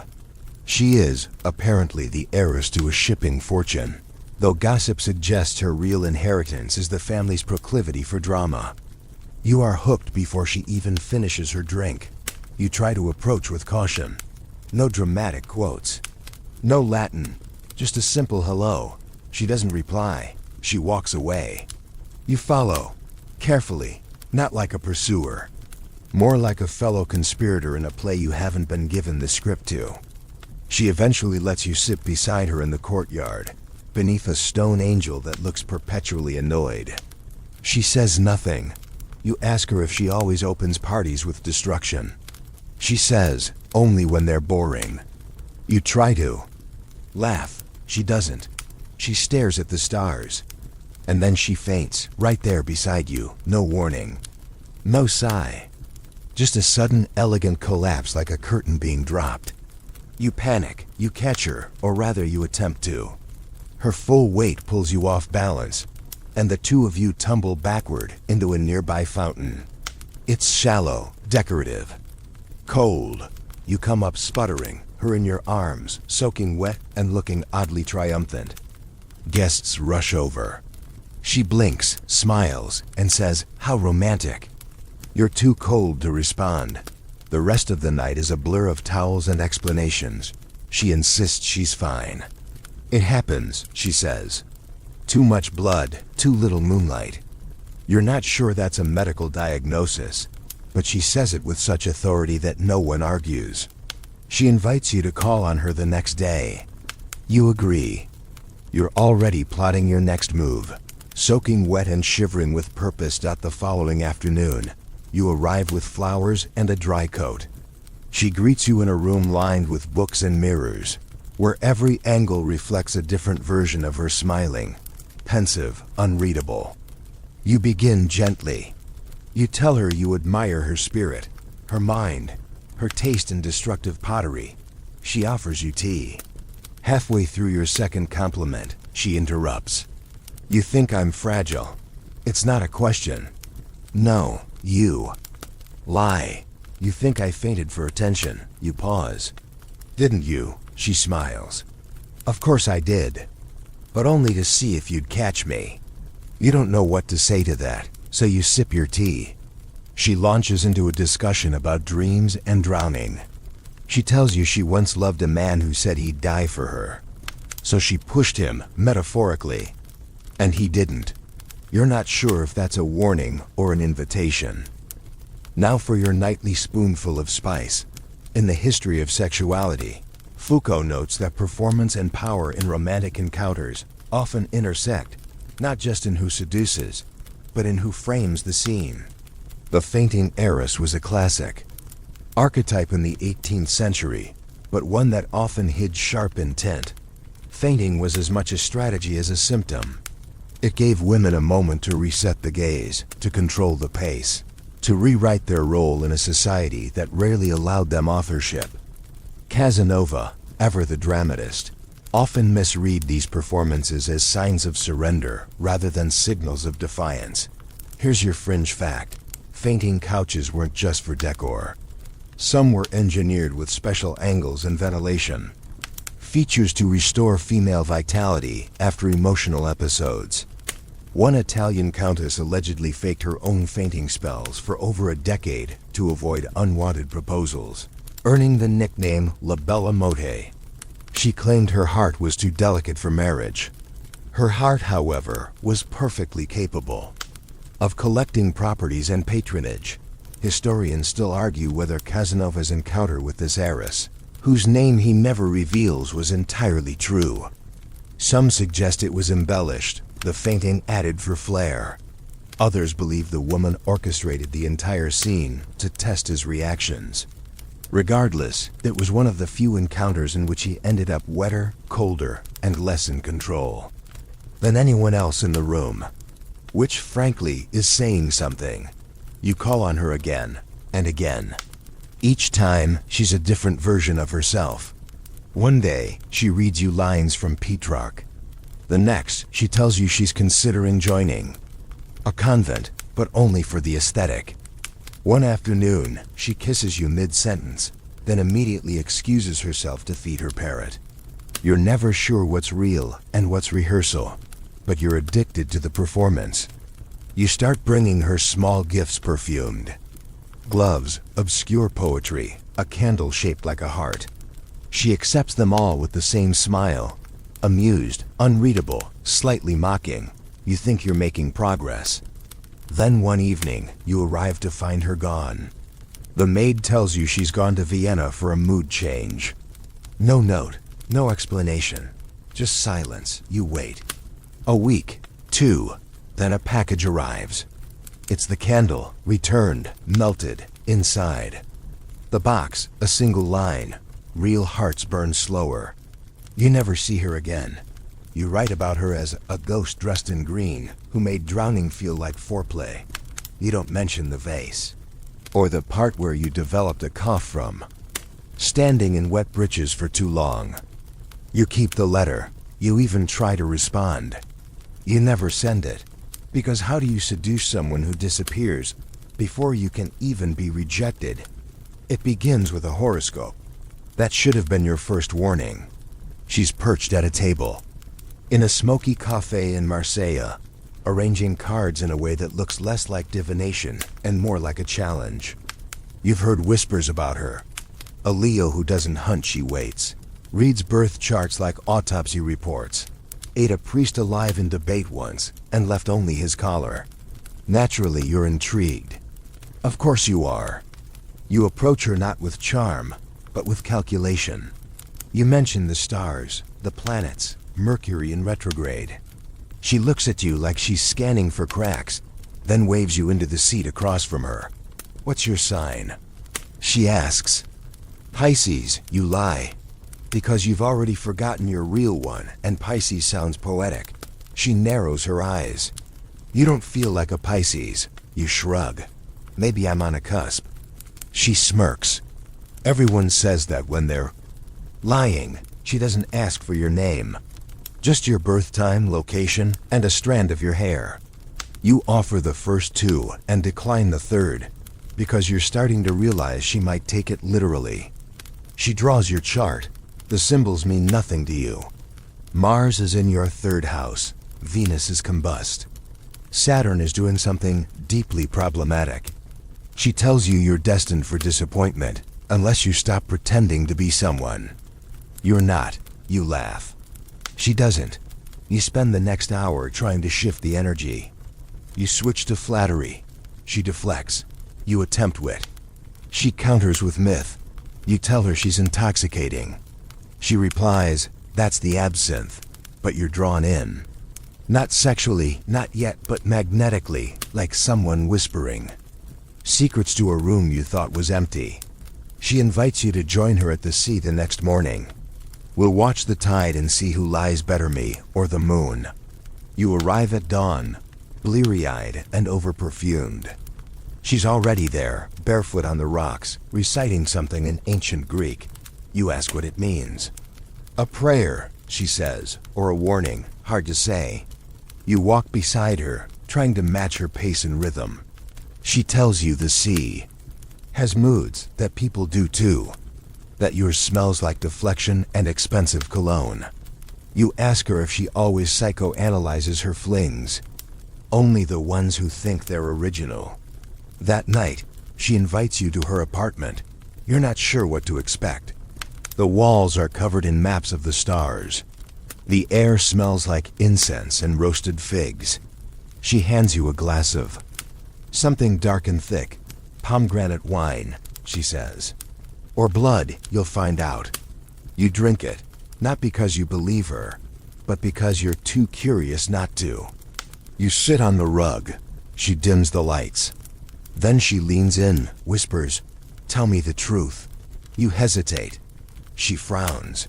"Tell me who you've been pretending to be." You begin with your name, then your title, then your latest lie. She listens, doesn't interrupt. When you finish, she says, "That's a start." Then she kisses you slow, deliberate, like she's tasting the end of a riddle. You think it's working. Finally, you move closer. She stops. "One more thing," she says. "What's your actual star sign?" You pause. She pulls back. "I knew it," she says. "You're a Sagittarius, arrogant, flammable, terminally optimistic." You try to recover. "Does it matter?" "Only to people who understand consequences," she replies. And just like that, the air changes. She doesn't push you out, but she doesn't come closer. You sit for another hour, sipping pomegranate regrets, watching her feed a candle with dried herbs. Eventually she says, "You should go before the moon turns." You ask what that means. She smiles. "Depends how much you lie to yourself." You leave confused, intrigued, and just a little singed.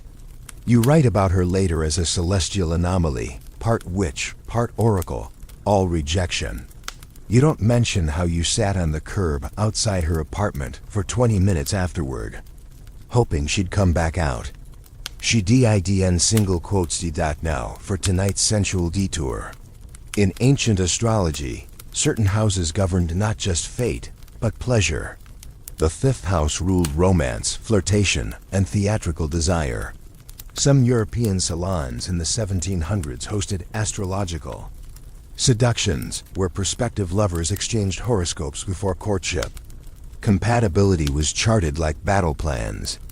One French libertine refused to kiss anyone whose Mars squared his Venus. Casanova attended one of these events and was reportedly dismissed by a woman whose Jupiter clashed with his aura. And for your fringe fact, in parts of southern France, Women once wore tiny astrological amulets between their breasts, believed to channel the influence of Venus during romantic encounters. One courtesan had hers engraved with, "I am ruled by pleasure, not permission." Casanova asked her what it meant. She told him it meant no. Historians still argue whether Casanova believed in astrology, or just used it as another mirror to seduce with. His writings are filled with references to fate, stars, omens, but always tinged with performance. Some say he loved the idea of being destined for greatness. Others say he feared irrelevance, and used the stars as a last refuge for his ego. You try writing to her. You compose a letter describing her eyes as lunar eclipses. She sends back a page with one word, retrograde. You don't respond. Weeks later, you pass her in a marketplace. She doesn't see you, or maybe she does and chooses not to. You don't approach. Instead, you buy a small silver charm in the shape of a scorpion. You don't know why. You just do. That night, you look up your own chart. For the first time, you care about something other than your reflection. You don't understand most of it. But one line catches your eye. When the stars fail you, listen to what you've ignored. You think she's innocent. That's your first mistake. She sits across from you in a quiet inn just outside Bologna, sipping tea like it might reveal secrets if held long enough. Her dress is plain, no jewelry, no powder. Her shoes scuffed. From real walking, not just carriage steps. She introduces herself as Maria, no titles. No hints, just Maria. You assume like a fool that she's naive. A provincial girl with modest manners and maybe a little blush left to be discovered. That's your second mistake. The third is trying to seduce her using stories you've recycled since Versailles. She listens, eyes wide, smile polite. She nods at your tales of romance and mistaken identity. She even gasps appropriately when you mention escaping from a convent dressed as a monk. You think it's working. You think you're working. Then she says, "That's from page 47 of your memoir." You freeze. "I read it last year," she continues, folding her napkin with surgical precision. "In French, your verbs were sloppy." You laugh, unsure. "You read French?" "I read Sanskrit too. And parts of the Kama Sutra, though I prefer the commentaries." You blink. She doesn't. You sip your wine to buy time. She reaches into her bag and pulls out a small book. "This one's my favorite," she says, flipping to a page and reading aloud.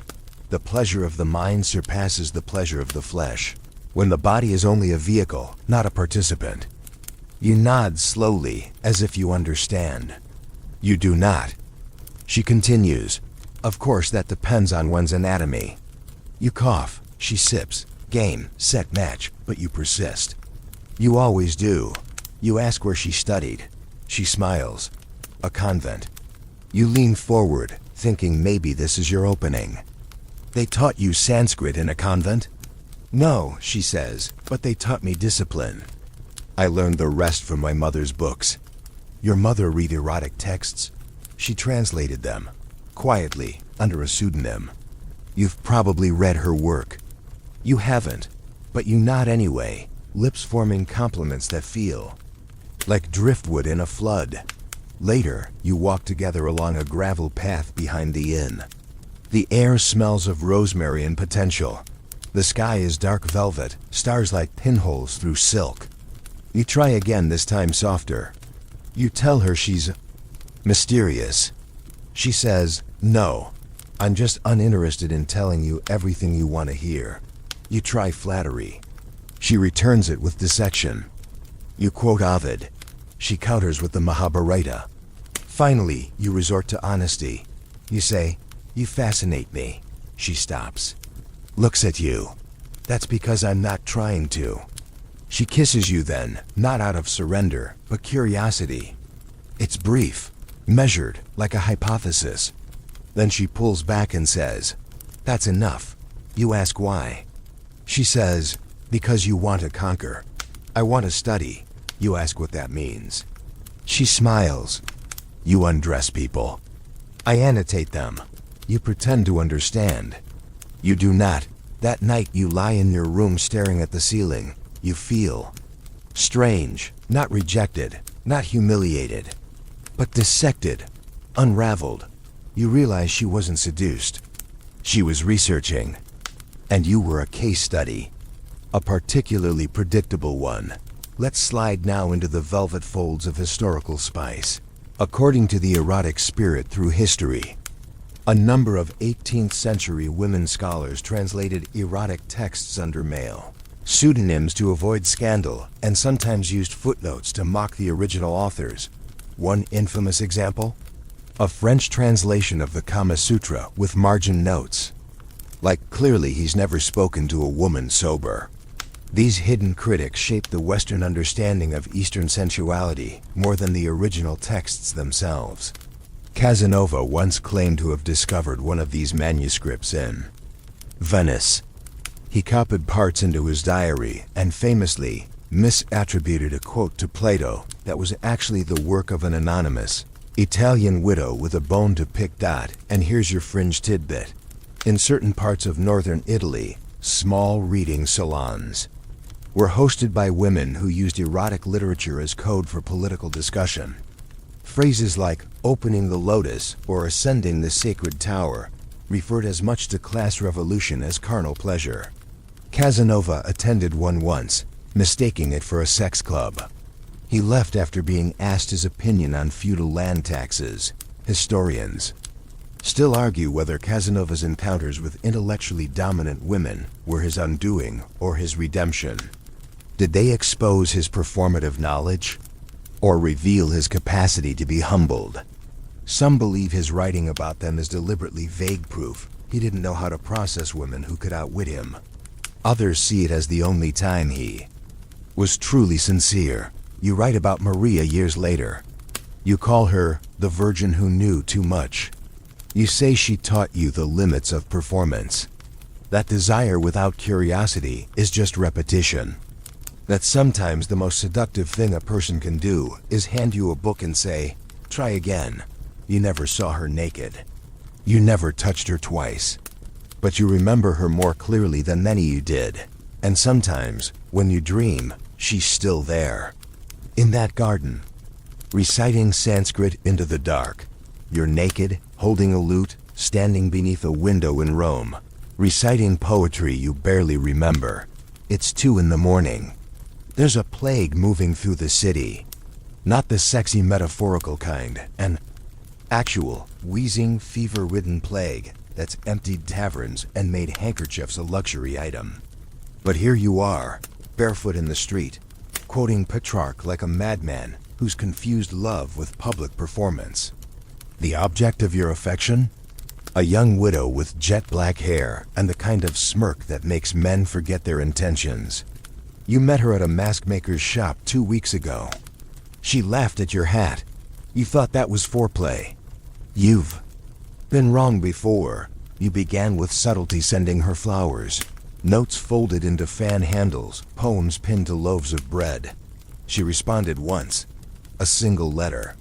5 words, your rhymes lack discipline, try harder. And so you did. You wrote longer verses. You composed ballads. You hired a local boy to sing them under her balcony. He quit after 3 nights, citing emotional exhaustion. Which is how you ended up here, mostly naked, lute in hand, during an outbreak, hoping the 3rd stanza of Ode to a Moonlit Vale might win her over. DOES, and single quotes T. Instead, a shoe flies from the window. A red one. Satin, it hits you in the chest with poetic precision. A second later, her voice clear, amused, unbothered drifts. Down, wrong window, Casanova. Laughter echoes from somewhere above. Possibly hers. Possibly the neighbor's. You lower the lute, bow, and retreat. Dignity trailing behind you like an untied corset ribbon. Back in your rented room, damp and demoralized, you stare at the shoe. You place it on the table like a relic, unsure if it's a rejection or an invitation. You write another poem. Burn it. Try again. Eventually, you stop writing and start waiting. 3 days later, a note arrives. It reads, "You're persistent, but you smell like desperation and mildew. Meet me at the church steps on Sunday." Fully clothed, you prepare like a soldier before battle, bathing twice, shaving everything, wearing your finest breeches, which are slightly tight after 2 weeks of stress-eating pears and regret. She arrives precisely on time, dressed modestly, but with an elegance that suggests she'd rather be somewhere scandalous.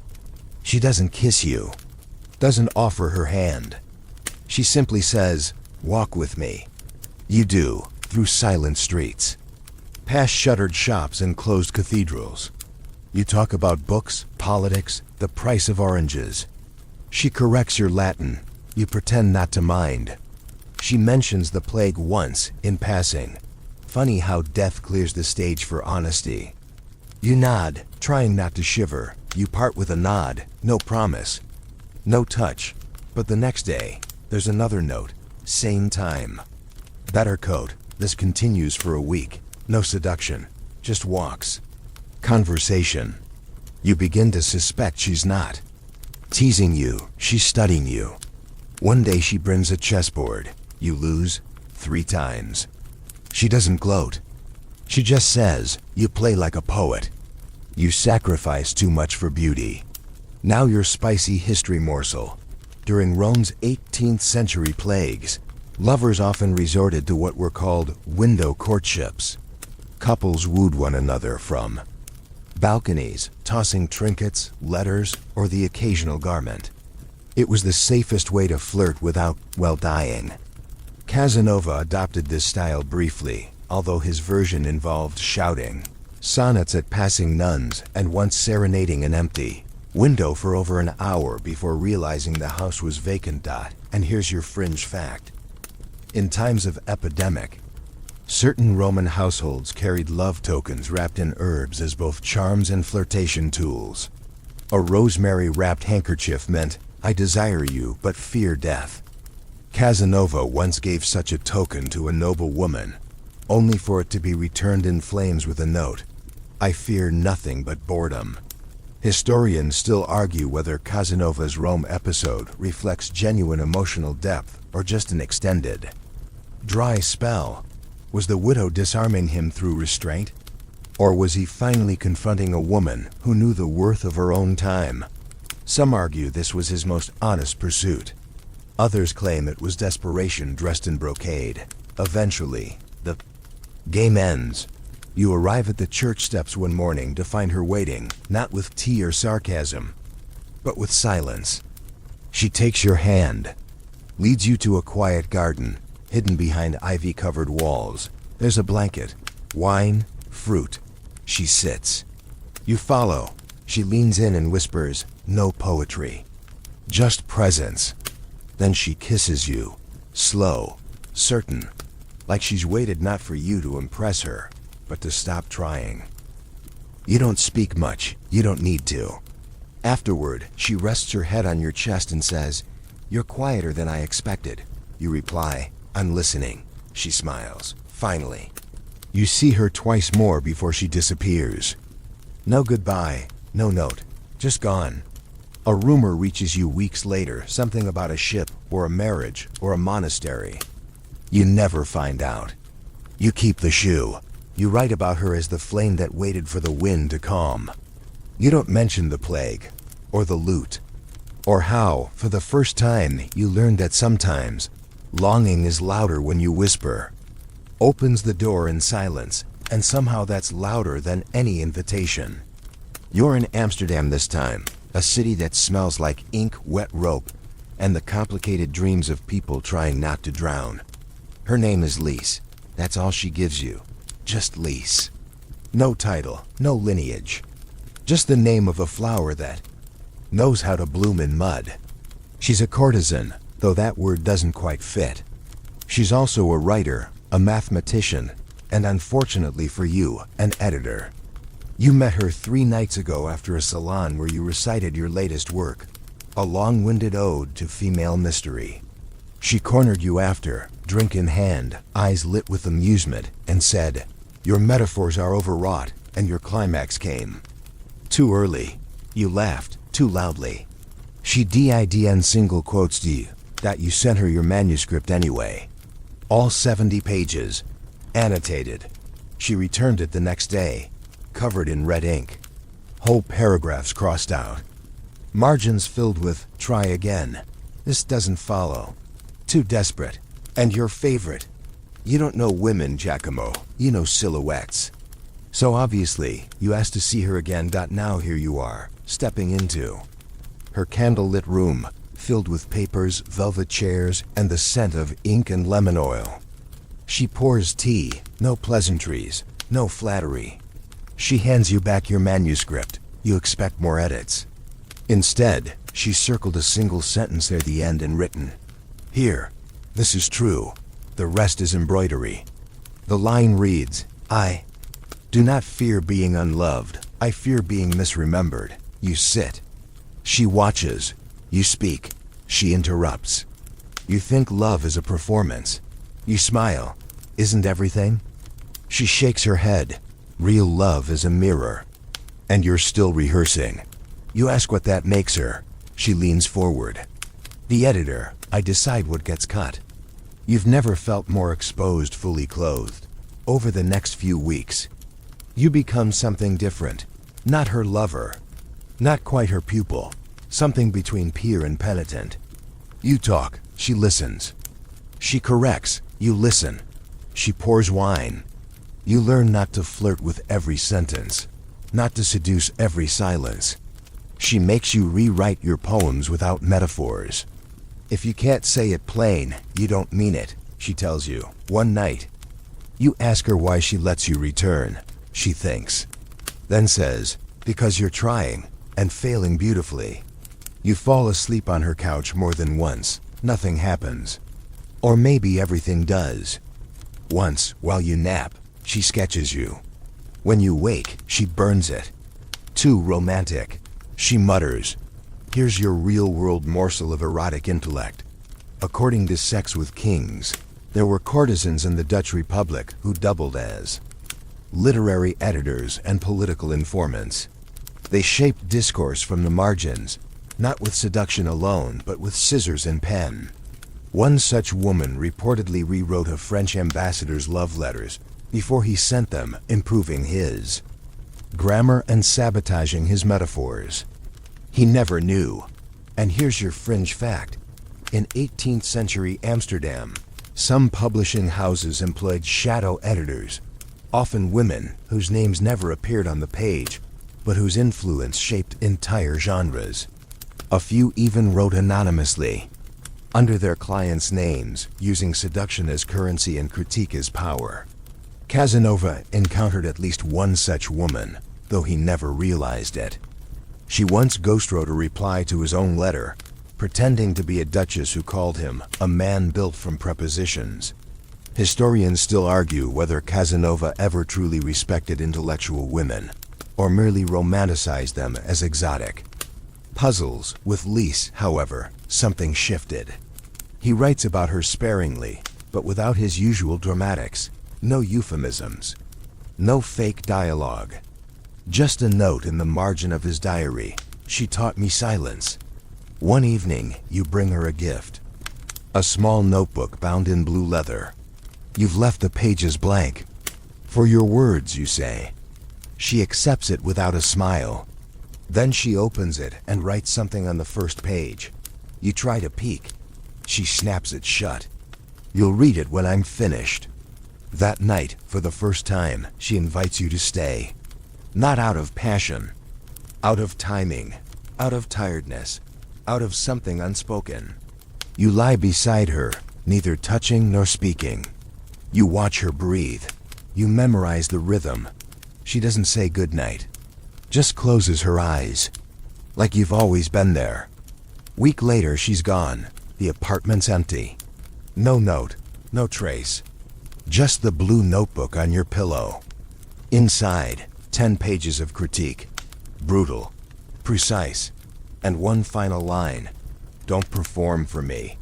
perform for the mirror. You never see her again.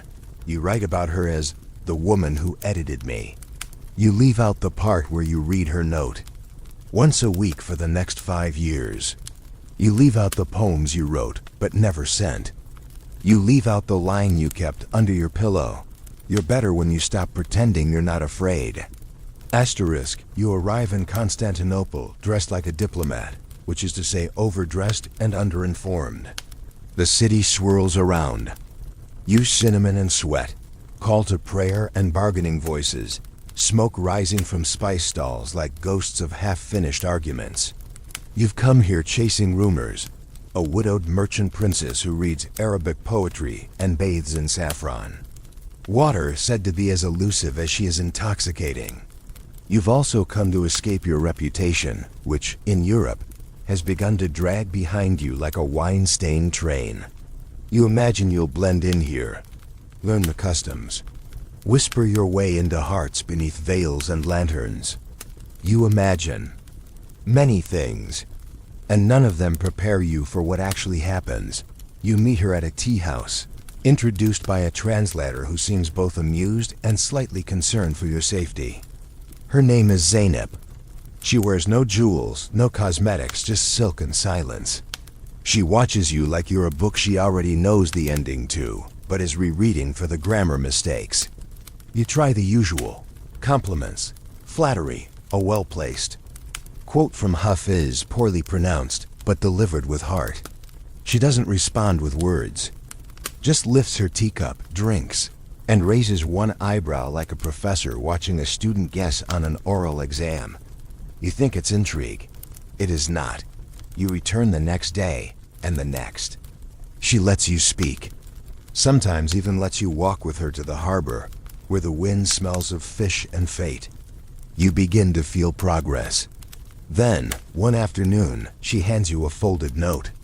You open it and see 3 words written in Italian. You are loud, so you stop talking. You let the silence sit between you, heavy and oddly comfortable. She begins to read to you instead fragments of Rumi, verses from Persian philosophers, short stories where lovers fail spectacularly and still somehow become saints. You nod, listen, hope. Then one evening she invites you to her home. You arrive, palms sweating, heart rehearsing. The house is modest but elegant, carpets like landscapes, lanterns that flicker like memories. She serves pomegranate and lamb. You eat slowly, trying not to seem desperate. She pours mint tea, sits across from you. Then, without warning, she places a red scarf in your hands. Wear this, she says. You do. She leads you to a courtyard. There are cushions, incense, a gathering of people older, solemn, dressed in ceremonial robes. You panic. What is this? You whisper, a wedding? She smiles. No, a ritual. Then she points to a small podium. You'll lead the invocation. You've misunderstood something, profoundly. Turns out, she's part of a local Sufi order. And she, God help you, thought you were the Italian priest who was invited to offer the symbolic blessing for a sacred wedding rite. You were not. The real priest, apparently, was delayed. She assumed you were his replacement. You, too proud to ask questions, and too committed to the seduction fantasy, followed the cues straight into an ancient religious ceremony. So now you're standing in front of 30 strangers, draped in red silk, expected to bless a couple you've never met in a language you don't speak. You try Latin. No response. You attempt Italian with poetic flourish. Someone coughs.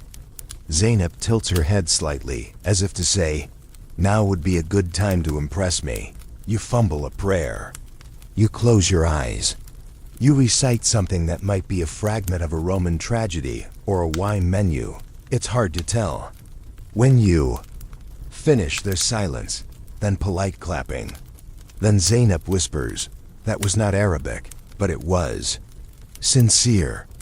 Later, after the guests leave and the bride's father stops laughing, you sit with her beneath the olive tree in the courtyard. You thought I was a seductress, she says. You thought this city would bend to your rhythms. You nod. Sheepish. You wanted desire, she adds, but I gave you devotion. You smile. And confusion. She smiles back. Same thing. You never sleep with her. You never kiss her. But she teaches you how to dance slow, barefoot, hand over hand to a rhythm that doesn't belong to your world. You spin, not to impress, but to learn balance. And she watches not as a lover, but as a teacher watching a particularly stubborn student finally stop performing. Now for your sensual sidebar. In Ottoman society, many upper-class women practiced religious rituals that doubled as communal bonding and spiritual intimacy. Some Sufi sects incorporated poetry and dance in rituals of divine connection, which European travelers often misread as erotic performance. Casanova's memoirs refer vaguely to a mystical circle of women who danced without touching, but most historians agree he completely misunderstood what he witnessed. And here's your fringe fact. During the 18th century, Constantinople's elite sometimes hired European artists and clergymen to bless events as a kind of cosmopolitan flair. Often, these men were neither ordained nor culturally competent, leading to hilarious if occasionally offensive mishaps. One Florentine poet accidentally blessed a goat during a wedding. Another man thought he was officiating a marriage and actually consecrated a garden statue. Historians still argue whether Casanova's Constantinople incident was real or heavily fictionalized. He downplays the humiliation, framing it as a curious interlude in the theater of East and West.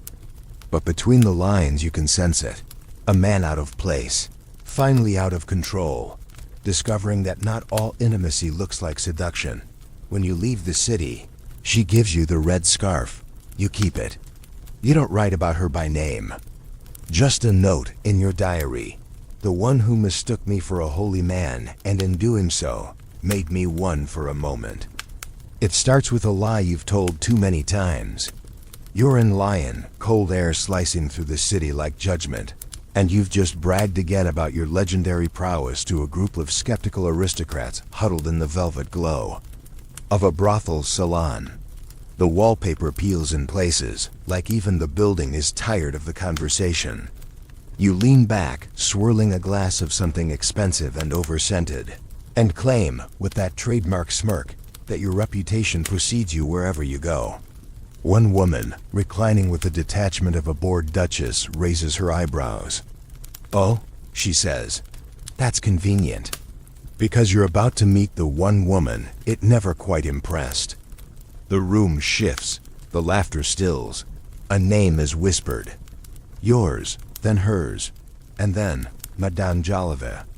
You feel something tighten behind your ribs. She enters 5 minutes later. Not dramatically, not with fanfare, just quietly, precisely, like a punctuation mark placed where it hurts most. She's older than you remember, or maybe just more distilled. Her presence is like an expensive perfume you recognize too late as being too strong for the occasion. She smiles when she sees you, not warmly, not cruelly, just knowingly. You rise. Of course you do. You try to kiss her hand. She lets you miss. Still theatrical, she murmurs. Still writing your own reviews. The room watches like it's opening night and no one knows whether the play is a comedy or a tragedy. You try charm. She counters with silence. You try memory. She offers correction. You say, "We had something once." She replies, "You had an audience." "I had clarity. You'd met her years ago." A madam, yes, but more than that. A strategist. A woman who ran her brothel like a diplomat runs a nation. Her girls were trained in etiquette, politics, art, languages. Clients came for pleasure, but they stayed for conversation that felt like confession. You once described her as the Queen of Lyon, crowned with wit and corsetry. She described you, later, as a man with more metaphors than stamina. Back then, you had tried to impress her with poetry. She corrected your meter. You'd tried seduction. She laughed, not at you, but through you. You perform, she once said, like a man trying to outshine a candle with fireworks. Pretty, but short-lived. And yet she let you into her bed, just once, not as a conquest, as an experiment. She said afterward, "Well, now I've done that. Let's move on." Now here she is again, older, sharper, and utterly unimpressed by your nostalgia. She motions for a bottle, pours 2 glasses, hands you one. "Let's see if your memory is as exaggerated as your resume," she says. You drink, carefully. She doesn't flirt. She dissects. "Do you remember Claudine?" She asks. You nod. "She left because of you." You blink. "She was fond of you. You were fond of your reflection." Another name. Another story. You realize, slowly and with some discomfort, that you are not the seducer in this narrative. You are the punchline. Here's your delightfully humiliating historical aside. According to Sex with Kings, some brothel madams kept journals not of clients, but of reputations. A sort of informal blacklist, not for who paid late, but for who bored easily, who talked too much, who cried after. These records, passed quietly between elite establishments, often did more to shape a man's romantic future than any poem or duel. Casanova's name appeared in at least one such journal next to the phrase, "Love's mirrors, fear's mirrors." And for your fringe fact, in pre-revolutionary France, certain brothels were licensed to act as informal salons, where courtesans and madams hosted debates, critiqued art, and even edited manuscripts. One infamous establishment operated as a publishing house by day and a theatrical review by night. Several anonymous essays criticizing Louis XV were later traced back to these circles. Casanova, thinking himself clever, once tried to seduce one of the madam editors by sending her a chapter of his autobiography. She returned it with margin notes and a list of suggested improvements. Historians still argue whether Casanova ever truly grasped the power dynamics of these encounters. Was he aware that he was often the least interesting person in the room? Or did he mistake attention for approval, thinking laughter meant agreement when it was in fact entertainment? With Madame Jolivet, the truth couldn't be clearer. She didn't hate him. She just saw through him. After an hour of this verbal fencing, she stands. I have girls to supervise, books to balance, real men to manage. You rise again. Try one last line. Was it all that bad? She pauses, looks you over. No, she says.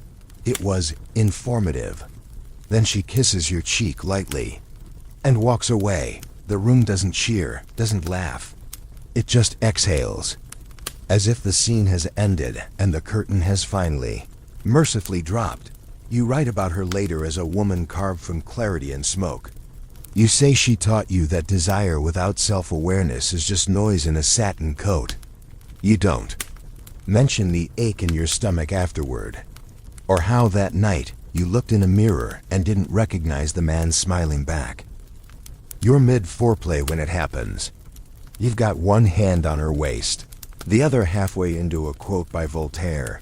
You've just reached the bit about liberty and ecstasy intertwining like dancers. And then, very calmly, she places her palm on your chest and says, "Stop." You freeze. Not from offense, but confusion. The room is warm, perfumed with neroli and candle wax, her skin barely an inch from yours. You'd met her 3 hours ago, at a philosophers' gathering in a crumbling estate outside Munich. She'd been sitting beneath a painting of Saint Sebastian, sipping wine and correcting a Prussian general's grammar. You'd watched her undo 3 men in the span of 20 minutes, using only wit and a half-smile. Naturally, you assumed you were next on the pedestal, in the bed, maybe even in the poem. Instead, you find yourself being gently but unmistakably peeled off her like a bad metaphor. "I like you," she says, not unkindly, "but this isn't going to work." You blink. Because, she sighs, because you talk like a man trying to impress his own reflection, and because I have needs. You nod, eager. Yes, of course. I can listen. Needs, she repeats, cutting you off, that aren't met by a monologue in satin breeches. That's how you end up sitting on the edge of the bed fully dressed again, heart deflating like a souffle while she offers you a glass of wine and a sincere, almost maternal expression of pity.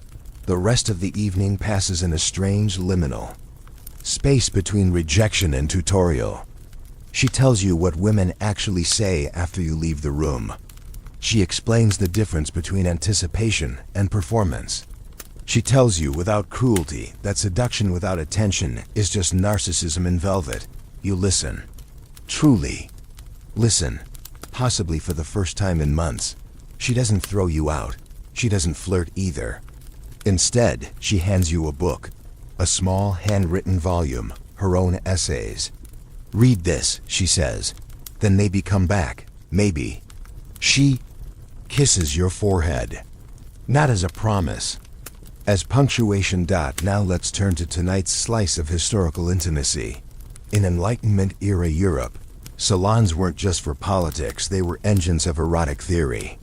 Women, particularly in cities like Munich, Paris, and Vienna, led discussions on philosophical arousal, exploring whether intellectual stimulation enhanced physical pleasure. Casanova famously attended one such evening where, after quoting Pascal during a flirtation, he was politely asked to leave and not return until he could distinguish between a syllogism and a sigh. And your fringe fact, in certain academic circles, there existed a practice known as verbal engagement, essentially erotic debates staged like duels, where the loser was expected to offer a token of surrender, usually a glove or a poem. Casanova once lost such a match to a Dutch philosopher who quoted Spinoza mid-makeout. She later mailed him his own cravat, annotated with suggested improvements to his logic. Historians still argue whether Casanova's intellectual affectations were genuine or ornamental. He certainly read widely, but his writing often repurposed others' thoughts with a dramatic flair that betrayed more theater than scholarship. Some suggest he saw intelligence as the ultimate aphrodisiac but never quite mastered the dosage. Others think he weaponized learning like perfume applied liberally, with no real intention to linger. Back in your rented room that night, you read her essays, slowly, then again. Then a third time. They challenge you, they mock you. They dare you to listen, not perform. You feel uncomfortable. Not because she insulted you, but because she didn't need to. She simply asked more of you than you were ready to give. You see her one more time before leaving Munich. She's in the university gardens, reading. You approach quietly. She looks up, doesn't smile, but she doesn't walk away. You hand her a letter. She doesn't open it. Tell me, she says instead. Tell me one thing you learned. You hesitate. Then, that pleasure without presence is just noise. She nods, still doesn't smile. Better, she says. Then adds, but you still quote too much. You don't follow her when she leaves. You write about her later as the philosopher who undressed me with questions. You leave out the part where you stayed celibate for 3 weeks after, trying to figure out if she was right. She was. You leave out how long you kept her book beneath your pillow. Some ghosts don't haunt. They educate. Asterisk, you're old now. Not ancient, but decidedly post-glory. Your hair has thinned, your waistcoat buttons strain in the wrong places, and your name, which once opened doors, beds, and imaginations, now prompts squints and half-smiles of uncertain recognition. You live in a castle, technically. It belongs to someone else, a minor bohemian count who took pity on your fading legend and made you his librarian. You spend your days among books and your nights writing about the ones you never quite finished. Women.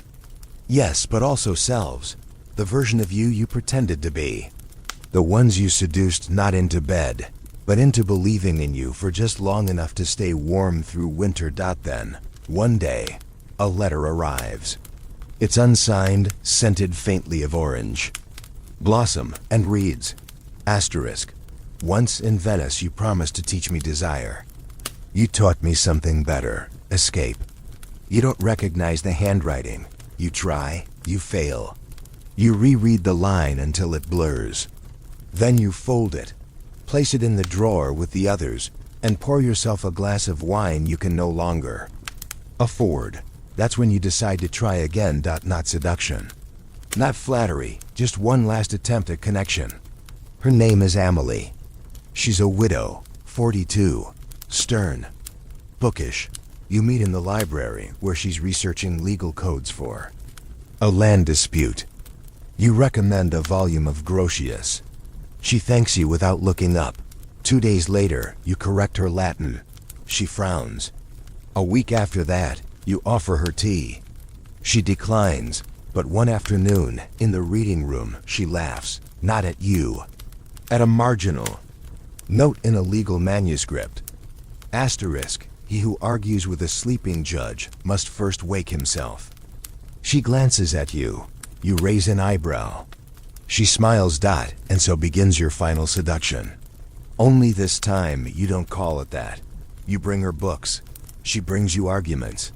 You ask about her past. She asks about your lies. You say, I was once infamous. She replies, then perhaps you're finally free. You invite her to walk with you along the moat. She accepts. You recite no poetry. You offer no grand compliments. Instead, you ask her opinion on land law and listen. When she explains loopholes in Bohemian feudal titles, you've never been more aroused. Eventually, inevitably, you try. You reach for her hand. She doesn't pull away. But she doesn't clasp yours either. She says, "What do you want, Giacomo?" And you, without thinking, say, "To be remembered." Kindly, she nods. Then stop writing yourself as a hero. She lets you kiss her, just once. Then she pulls back and says, "Good night." And that's it. She doesn't visit your room. She doesn't write you letters. She doesn't ask for poems or perfumes or promises. She simply continues to be near, steady, unmoved by your theater, but not untouched by your quiet attempts at sincerity. You never sleep with her. But you fall asleep thinking of her, which, at your age, feels like the more intimate act. Now, your final sip of sensual history. In the last phase of Casanova's life, he wrote obsessively not of conquests, but of absences. Women he failed to understand. Moments he failed to honor. He became a chronicler of loss disguised as lust, a historian of half-remembered touches and fully felt regrets. His memoirs, sprawling and imperfect, contain more apologies than anyone realizes. But they are never to the reader. They are to the women he misnamed, misunderstood, or mythologized. And here's your last fringe fact. Casanova died not surrounded by lovers, but by ledgers. He spent his final years cataloging books for a minor noble family, translating dull texts, writing to no one. But his final letters, those addressed to no known recipient, contain sentences like, asterisk, "Did you think I'd forget? I never did, even when I said I did." Asterisk historians still argue whether Casanova's final attempts at connection were redemptive, or just the last acts of a man desperate to leave behind a version of himself that felt whole. Some say he died a seducer to the end. Others believe he became something rarer, a man who stopped seeking desire and started seeking understanding. You write about Amelie in the final chapter of your memoir. You don't describe her appearance. You don't mention her age. You write, asterisk, "She looked at me like a mirror that refused to flatter, and I loved her for it." You stop there. For once, you let the sentence breathe. And maybe that's the final seduction, not of flesh, but of humility. Not conquest, but context. Not the kiss, but the woman who taught you silence was sometimes the kindest reply.